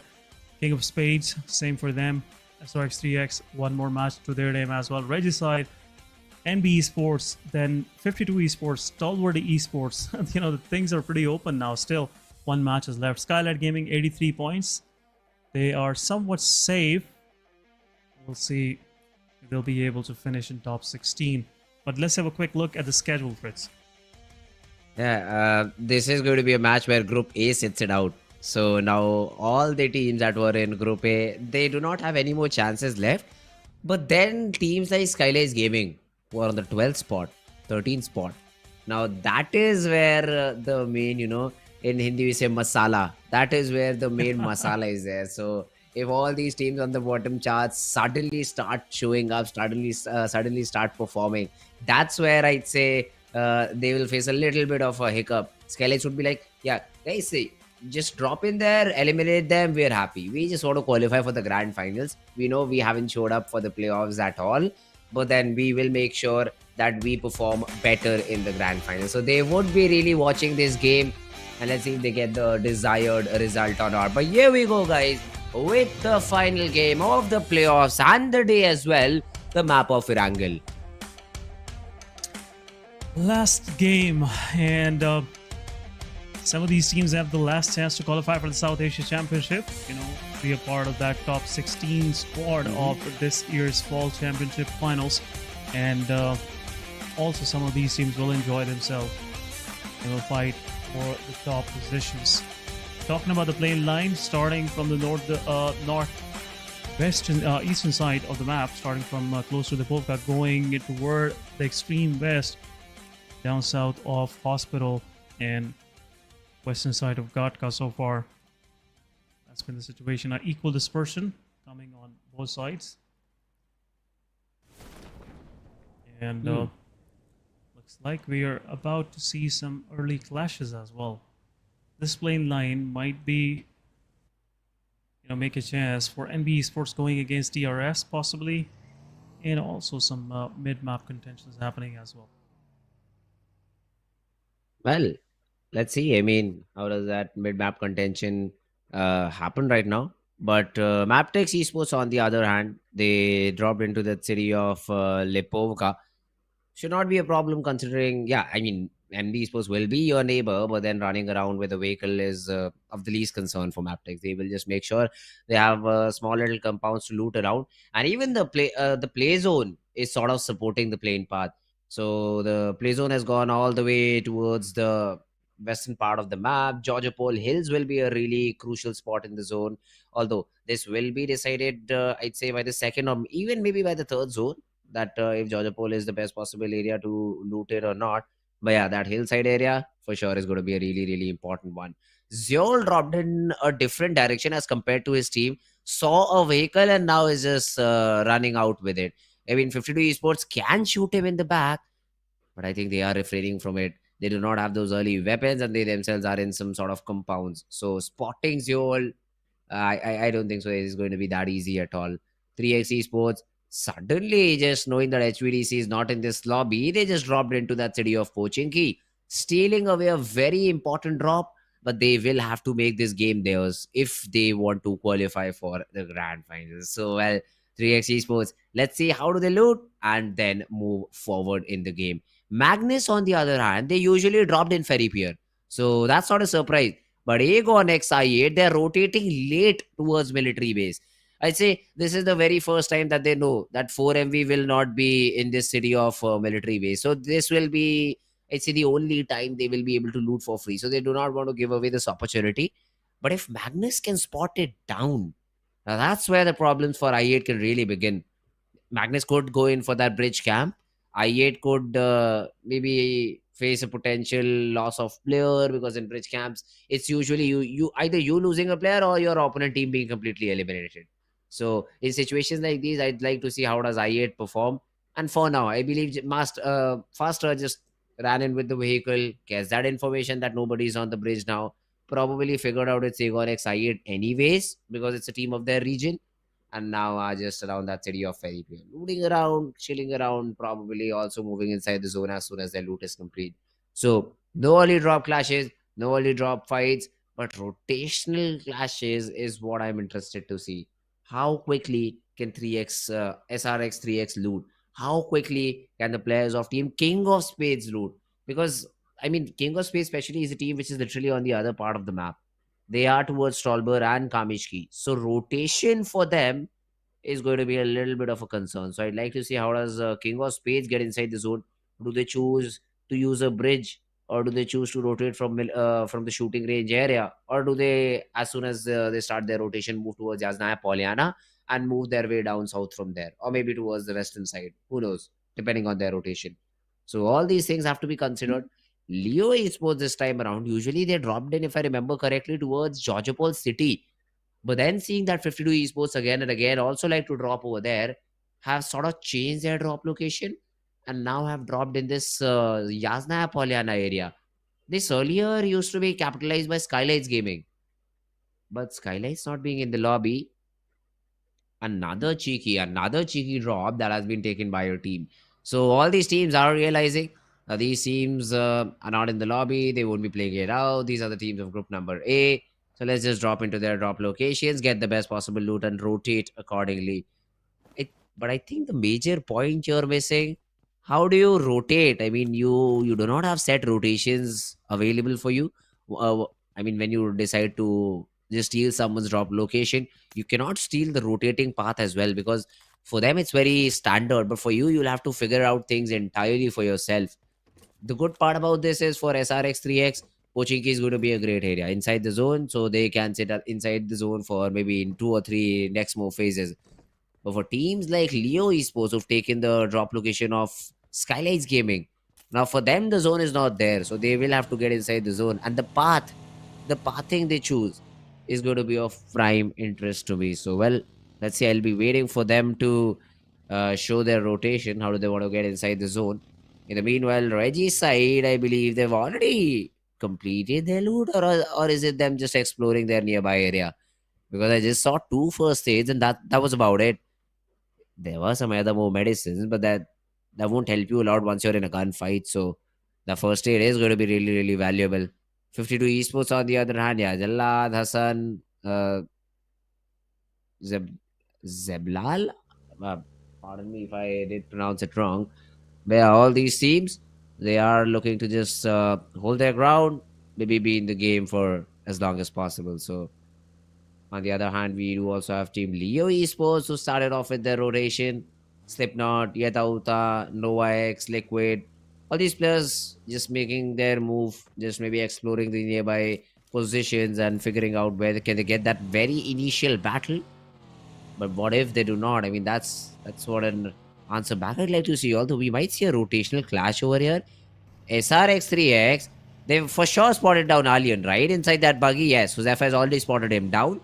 Now just looking at him using that third eye perspective to look at the guy who will relay that information. And I guess the call for SRX3X is to not chase him down, just get that information and fall back. They've already looted Pochinki, so now that city is to no use. That's why they've already rotated towards the outside compounds of Pochinki and would be looking to maybe see a place, maybe see an area around that particular compound that they have. T24 also switching up vehicles, making sure that all the players of 7th Element are well versed with the vehicles they have. Action though, he gets some action. Mondo, unlucky prone, although the cover is great. So Sekojin has been able to get that counter onto action. And the frag is also being attempted to get confirmed. NBeSports should focus on the revival, which they will. But then Stalwart Esports is also getting in with the support. They want to get action back up and running against Stalwart. This might be their very major first 4v4 battle. Yeah, the match has just started, and in the first fight, we are seeing NBeSports, the one struggling to qualify against Stalwart Esports, the mighty giants. But nice shot on Sekujin. Nice work, I see. At the same time, IHC want to join the fight as well from up high. IHC will pick up action. Some good time has been bought by these guys. Utility is also being thrown. It's a risky place to be in to take a fight, I guess, because you cannot push uphill. They cannot, push toward the compounds because IHC is watching from uphill. So it's a risky position to be in. We'll see how STE will accordingly, but I guess this is the time where STE will find another place for them to hold on to, and fight happening. But 7E versus STE, both of these teams really passing pretty close to each other, and I think both of these teams were eyeing for the same compound, and now Stalwart Esports are going for that one. They're making a change, Stalwart. They're like, we've already seen that NBeSports has a stronghold onto this compound. They also have a player watching them from a very far away angle. Plus, there's a third party up top. So it's better off if we do not fight this position out and just respectfully give it away. Good decision. Great decision made by the players of Stalwart Esports. They'll find themselves a different compound. NBeSports, none of these teams got any sort of result with the fight that they had. So basically, it was exchange of ammo, exchange of utility, wastage of helmet and shield, and then you just run back. you just try to reset. That's what happened in this fight. But sometimes it's necessary, Yeah. right? So it was a Stalwart getting knocked out very early on, but then the trades happened and everybody just got revived. Once again, you see Stalwart getting knocked out. So IHC, they will have that vantage point from up top. They will be getting all these knocks, but getting these confirmations is going to be the toughest job for them. Yeah, confirmation. Staying in the height is slightly tricky when it comes to taking fights, because if you're up high, for sure someone will try to get on your back, and support is very difficult to provide to your players if you're pretty spread out, especially on area like Mount Everest. But you will give knockouts, but confirmation will be difficult. But there you go, DRS going against the players of NBeSports. Mondo on HP, one shot will knock him down. But utility being dropped, and this will be a knock on Mondo. DRS, they have started things off, and another nade being prepared for Fistboy. The nade goes in, then this could possibly be a knock, and there you go, Gyante, nice work done. DRS have the control of this compound for themselves. NBeSports losing 2 of their players for sure. Oh, DRS, they will be able to get good number of frags in this engagement, and suddenly NBeSports, who did have a stronghold in one of these compounds, are now suddenly facing elimination. I think DRS already have that rough idea where the remaining 2 players are. So they're like, yeah, you know what? Maybe let's just not get into that fight. We needed the compound. We've already had that. 2 more crates to loot from. The reset is also available. Let's just avail to all of these opportunities and benefits that we currently have gained for ourselves. So yeah, DRS will just reset, and the real soldiers are looking really, really strong in the playoff stages. Yeah. League stages, they are just giving out the statement to the players in the lobby that they're here for a GC qualification for sure. They're eyeing on that spot. But R3G losing one of their players, Noki low on HP. 420 boy, as he was in pretty open space, gets flushed out. Rest of the R3G is kind of just holding back. Still not sure. Noki's position is not revealed. Noki is on a slither of an HP, but Roshan getting peppered from every side. His buggy was under immense amount of pressure, but there you go, Yeta. He just somewhat make a slight noise, Noki, and gets confirmed right away. Another elimination on R3G. R3G left with only 2 players. That was like, well, did not get that frag on the long range fight. Yeah, I'll improve 1 minute. What? There's a player close by. Boop. Shotgun. That's exactly what happened in that battle. And Leo Esports, they would be happy. They would be happy with the frag that they have. Second one on the board. And the way this zone is going, it's another wins area. What's up with the Erangel and Ruins? This is the 3rd time that I've seen a circle landing around this area of Ruins. Now, it still might go towards Georgiapol Hill, but the chances of that happening are super, super tight. In the meanwhile, though, the remaining 2 players of NBeSports will have to fight it out against the players of Team Magnus. Now, Magnus have to be really careful. Although these are individual battles, so Sekujin and Akaz are in 2 different compounds, and Magnus, if they're able to figure this thing out, they could just push them individually.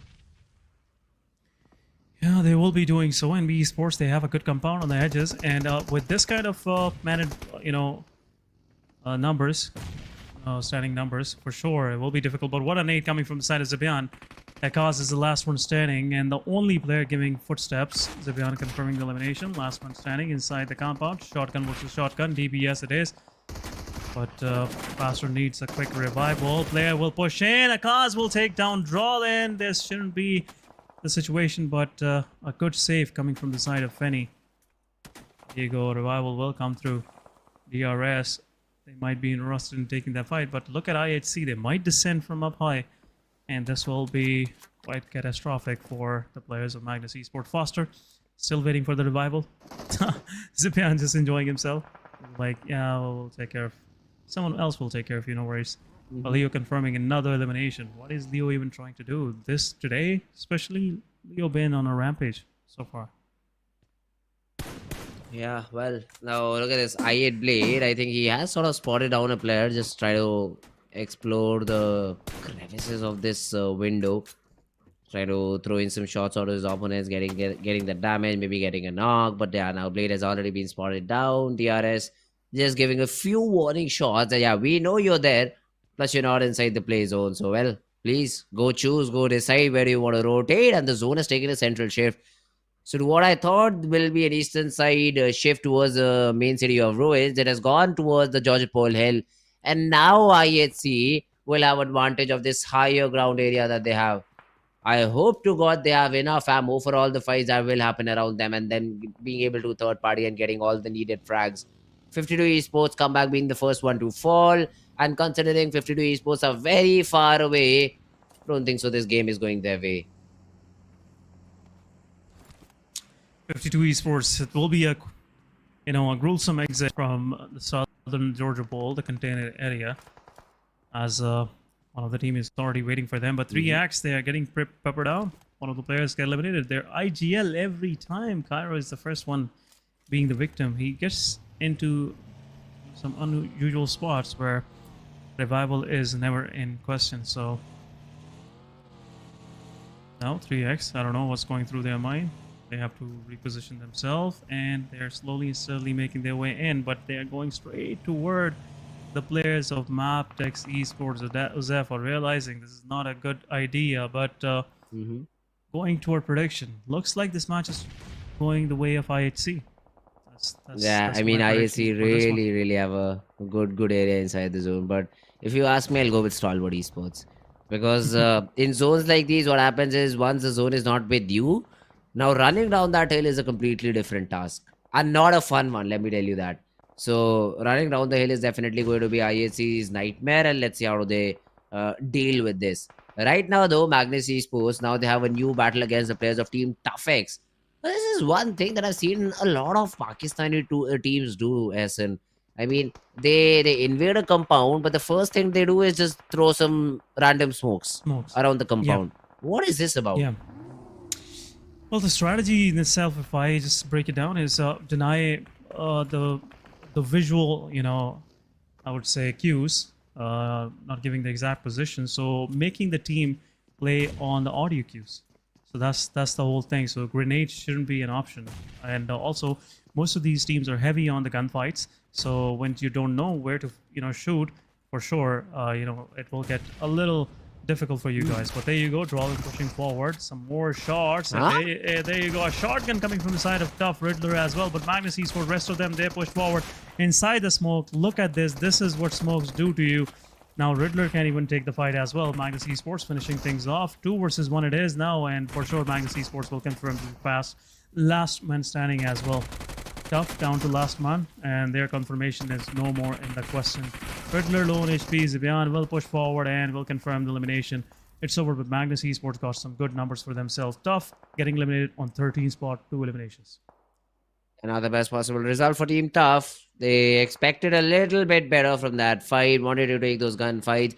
But as soon as that initial knock came in, Magnus were like, yeah, let's just go. Let's just go and push them out. And they were able to win the majority of their gunfights. Great job done by them. That they will still stay alive in the game with only 2 players. But should not be that big of a problem. Although a lot of fights have already started to happen. So all these teams who were outside the zone hoping for a late rotation inside were just caught off guard. The nades are also being reigned supreme, and T2K, they also lost a couple of players. Yeah, T2K, they lost the player, but there you go. Raw officials confirming some more. They're eyeing for the first spot. And, just, keeping that first spot maintained for themselves. But T2K on the other side, they're pretty much in a safe place. They will qualify, but this fight is getting difficult on the eastern edge. In the kill feed, Mabetex takes down one of the players of Erangel side. Uzum gets knocked out. By the same time, Raw officials getting some shots back from the side of Love. 2 versus 3 it is. T2K XMPL in the open. Some shots being given, but what a nice, cover fire coming. Last one, 1 versus 1 between both of the players. Position is revealed, and there you go. Nade been thrown by Prabin in the open. Steps out XMPL, but nice work as XMPL will save Love, and Raw official is out on 10 spot with 6 elimination. A rampage match going for these guys, and last one off Aegon will also get spotted out. It's over. 7th element now. They want to third party. Back to back happening here, Fritz. These guys are not giving us even a break. Not at all. Look at this. A very risky move, but somehow the shots did not connect. And now XMPL will fall. I don't think so. It's a long surviving game for the side of Team T2. T2-4 though still being a little bit reckless. Will be caught off guard. Gets the knock, but the trade from Goku bot is always there. So 7th element will survive. They've been able to get themselves in top 6 and with 3 defeat points. I think they are confirming their slot for the grand finals over here, Essen. For sure. They kept themselves out of that misery in the match number 3, I guess, in Erangel, or second match it was, where they got the chicken dinner for themselves. But now they are just capitalizing on top of that. As Ashad is playing, he is the substitute. It totally means that these guys are just, feeling themselves. Divine is there for the rest. He's not playing in this match. And 7E, they have realized, okay, yeah, sure, we are qualified, so let's enjoy ourselves. Let's give Ashad the taste of South Asia Championship lobby. But at the same time, DRS going against Magnus Esports. Magnus Esports got one of their players knocked out. At the same time, Stalwart Esports, they are weighing their options, which way to go if the circle shifts even further toward the west. But Magnus Esports gets flushed out. IHC confirming the final kill. And Magnus Esports, with 6 total elimination to their name, gets eliminated on 6th spot. Mabetex, now it's time for them to go against DRS. SKYLIGHTZ and Rules OG are the ones surviving. Oh yeah, that's true.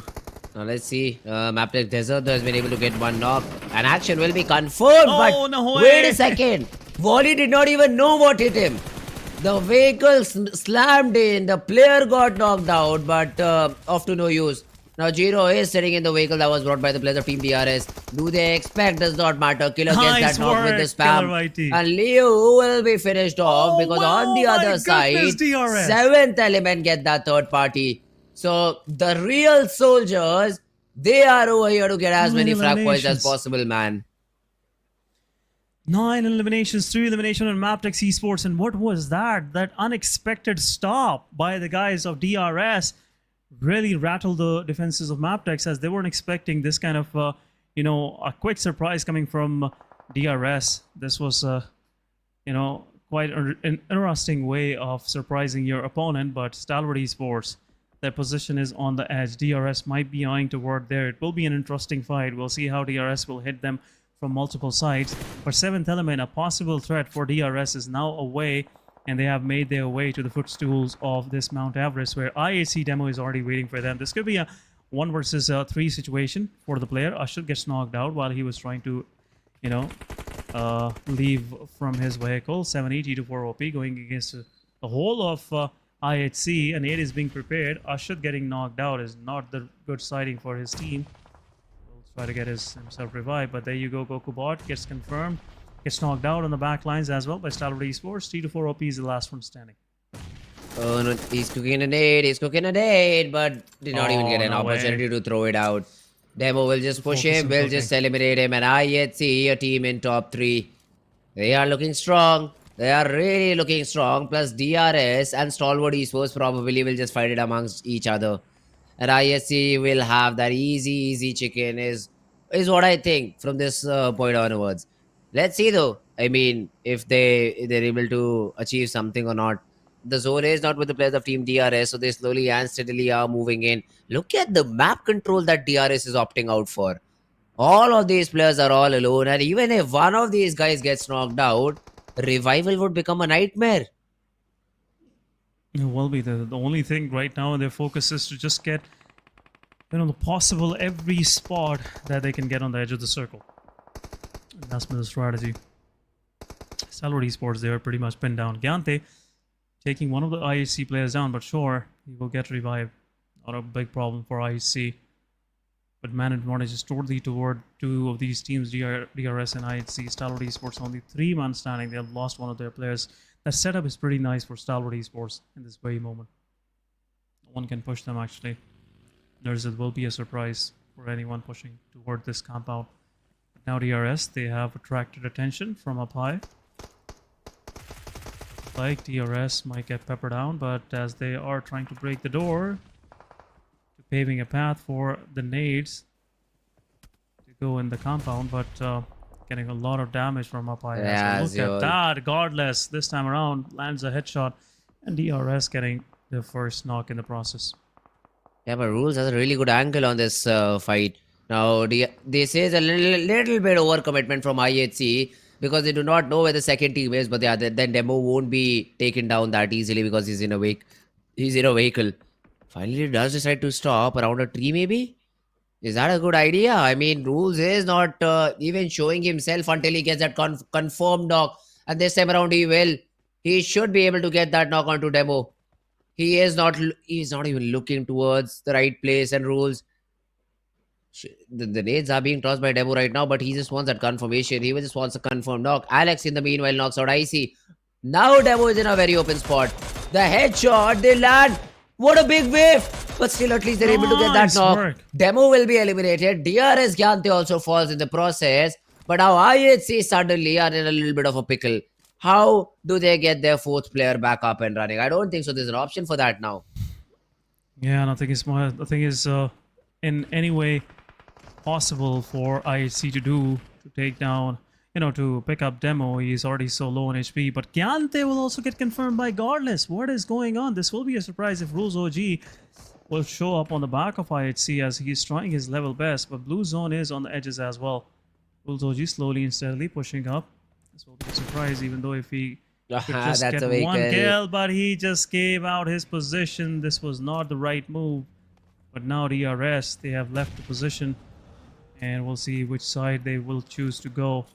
IHC still 3-man standing. It's a 3 versus 3 versus 3 between 3 of these teams.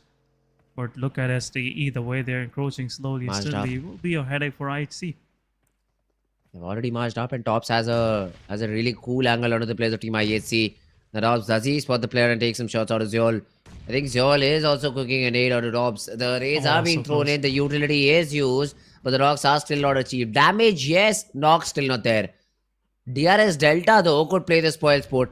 Entire team of DRS could play the spoil sport. And suddenly, IHC were looking really strong, and now literally the aloo patty in between a sandwich. Two different teams from two different directions. This is looking like a really difficult situation for IHC to deal with. Yeah, they're pretty much sandwiched, I must say. Stalwart Esports, they want their pit, and DRS slowly and steadily closing in as well. But as this is an uphill battle for STE, it will be difficult for them. But Rules OG, slight spot, but look at this. Delta now knows where Nurse is there, and this will be a knock for sure. And a knock, a good strike coming from the side of DRS. Will that be a win for DRS? This is my question. This has opened some options for the players of DRS to move in, but STE takes down one of the players of IHC. Trading happening on every side. DRS the only one, have 3 of their players standing, but Rules OG confirms Nurzit. STE down to 2-man standing, but some of these nades can actually do the damage, can do the wonders, but IHC, they have to pick up Alex and have to move inside the circle as well. DRS have the map control, and looks like STE and IHC are going to gatekeep real bad. The players, DRS, Killer YT, he gets on the back and confirms elimination. Now it's down to Stalwart Esports and DRS 3 versus 2. It is Fritz, and the kind of map control team DRS have, looks like the chicken is going their way. I mean, but they've taken a really passive position, so it is only Rules who is in an active position who can get that knock. Killer is not in a position to get anything done. But the problem for Stalwart Esports, they do not have the zone. Now they will have to run down this hill, get shot upon by 2 different players. They do have a buggy to maybe help them, assist them in doing something about this. IC has been able to get himself in a good spot, and so has Tobbs. So both these players will try to take some shots, random shots through the smoke, try to get that connection. Rules has been spotted down, tagged him up a little bit. Knock yet not there. Although look at this Killer. A very aggressive stance from Killer. He just wants to push out a Stalwart Esports. Tobbs barely surviving. That nade could have literally hurt him bad. But that's not the case. He will survive. Now Killer is going to be the point of focus for both these Stalwart players. Tobbs and IC. Let's see. How do they pull this off? How do they get this 2v3 in their control? Or will the real soldiers get the chicken dinner for themselves?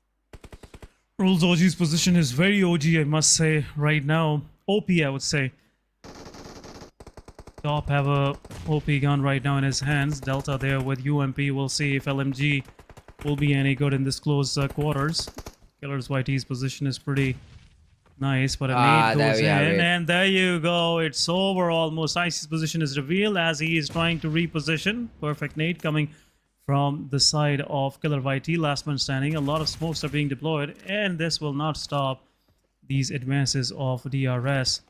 The players hop on the back seat of the buggy. DRS want to confirm this elimination for themselves. Pretty much in the bag. They can smell the chicken dinner for sure. Some shots. That's a GG. connecting, and there you go. It's almost GG's. Oh, he is shooting at the wrong place. As a smoke will go down, it will be over. But before that, the players get a lot anxious, and kill confirmation goes, and DRS getting the final chicken dinner. A head nod coming from the side of Rules OG shows job well done. Hey, great job done by the players of Team DRS, and total 15 eliminations as well. So 25 points. They did play a great game.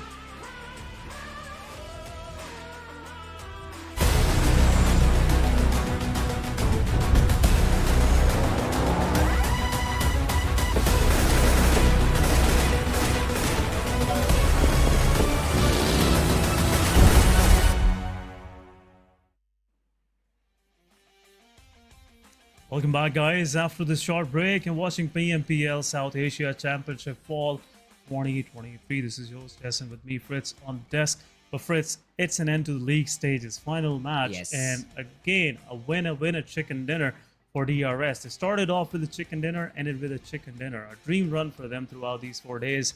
But overall, I would say I'm really looking forward to the top 16, which we'll eventually see in the finals. Yeah, well, top 16 teams are going to be our focus to see which of these teams have qualified. I was surprised to see Stalwart Esports struggling for qualification, but this game should be good enough to get them through to the grand finals. At least that's there. 7th element, where did they finish off? SRX3X, I think they're eliminated. They did not have a great game, so probably that's a team that's going home. HellRaisers as well, not going to qualify for the grand finals. But before we head on to any conclusions, or before we head on to the overall standings, we have the MVP of the game. It is KillerYT. He made so many different angles. First onto IHC and then onto the players of Team Stalwart Esports. He for sure made an impact in the game, SN. Yeah, that's the reason why he is the MVP, the most valuable player. And nice work done by the players of DRS. Look at this. Rules OG, even though the damage is there, but elimination points are less, has been the helping hand for the rest of his players to confirm these eliminations. Godless with only 1 but 1000+ damage. This is hurting. This is totally hurtful, I must say, for the player to see. But XMPL, nice work done against the players of Raw. 4 eliminations in total. Got flushed out right away after that by 7th element. But what a run by T2K as well in this league stages. Really excited to see them, even qualifying for that PMGC for the 2nd time as well. But quick look at the match summary. It's more of DRS and highest damage dealt by Godless. Godless is somewhat, in that touch in this South Asia Championship, which we've been long awaiting from this guy. This time around, it will be a surprise to see IHC in top, positions. But still, Godless is in, good form. But let's have a quick look at the match ranking, guys. 25 points to DRS, 12 points. What a difference by IHC. T2K with 10, ST with only 3 eliminations. 2nd spot finished 9 total points. Magnus with 8, 7th element with 8. Mabetex with 7, Raw with 6, Leo with 4, Tough with only 2. King of Spades with 1, 52 Esports with the 1. Aegon, SRX, R3G, and NBeSports couldn't get a single point in this previous match. Let's have a quick look at the overall ranking. Oh yeah, well that's where the real masala is, right? So we will have DRS out on top. The way that this team played, that was just fun. That was just fun to watch. 164 points, 5 chicken dinners overall in the 4 days, and they just played their hearts out. They are being closely followed by the players of Team Raw Esports. It's a 13-point difference, but great job done by Team Raw Esports. And the other teams have at least qualified for the grand finals. Now let's have a look at the other page. Now this is where a lot of teams will fall short. It's King of Spades, it's SRX3X, it's Team Tough and Just 2 HellRaisers points. who will bid adieu to the game. Just 2 points for SRX3X, 54 and 56 was the goal. But NBeSports, they did a great job in that final fight. Once they, dealt with the players close down to the, that hillside of Georgia Pole Hill, they kept themselves in the game. They are qualifying for sure. King of Spades, just 1 point, and SRX3X by just 2 points. But overall, nice work done. Aegon Excite with 89, 52 also moving forward. But this been the top 16 guys that will be eventually qualifying for the finale, where the real deal is, where the prize pool is, where the pride is, and eventually a chance to get to the PMGC as well.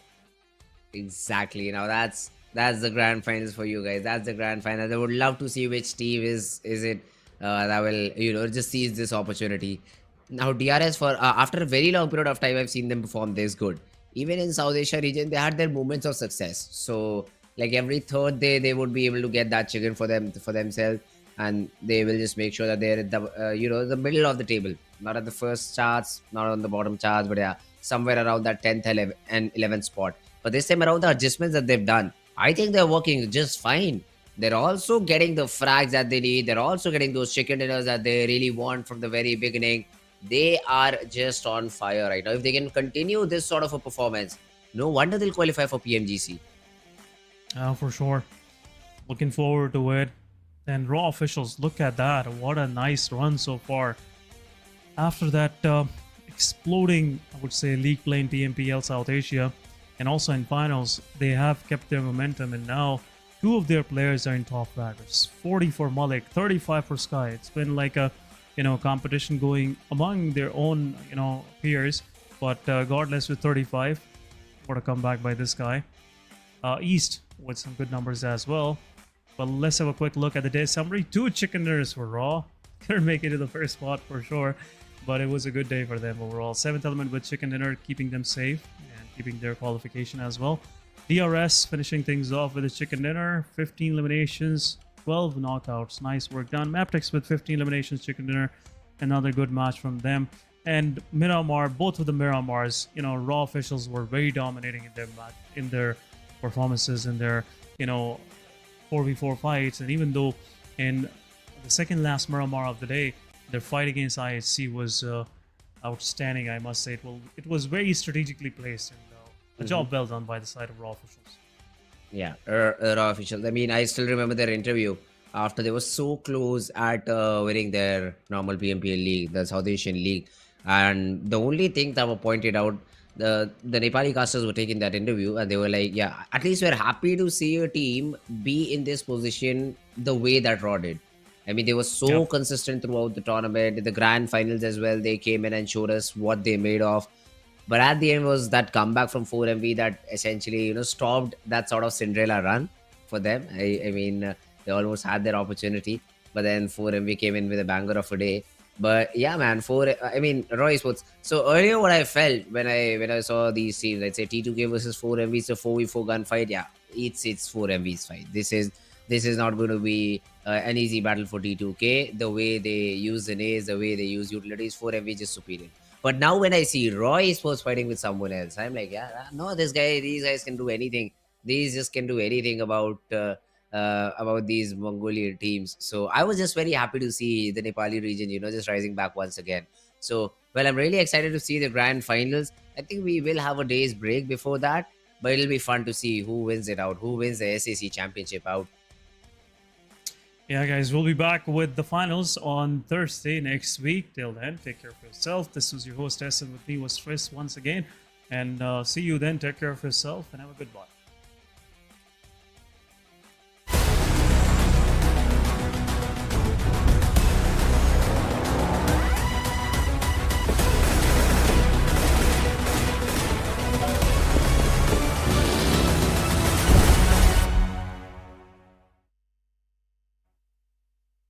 My friends, the guys over at PUBG Mobile challenged me to turn my guitar into an insane looking futuristic rifle.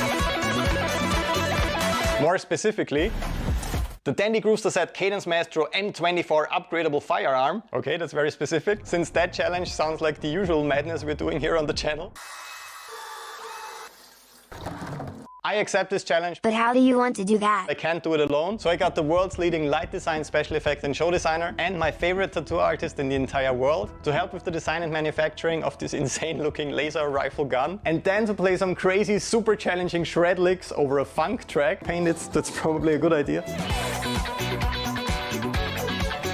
I think all real guitar builders will cringe hard at this video. I don't think that this is how you usually do it. Okay, so now we have a black guitar, but we have to add a lot of rifle elements to it.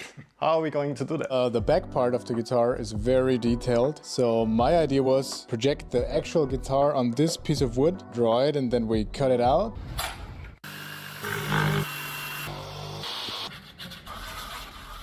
You don't have to hold it like a baby. We have all these parts here, and this looks pretty much like the original gun already, right? Yeah. We have to closely replicate the color scheme and all the super intricate details of this design. We got some acrylic colors that look quite promising, but what's even more important, she will hopefully help me with not screwing this up now that this is already starting to look promising. So let's do this. We will use the projector above us to trace the lines of all the details. Have fun.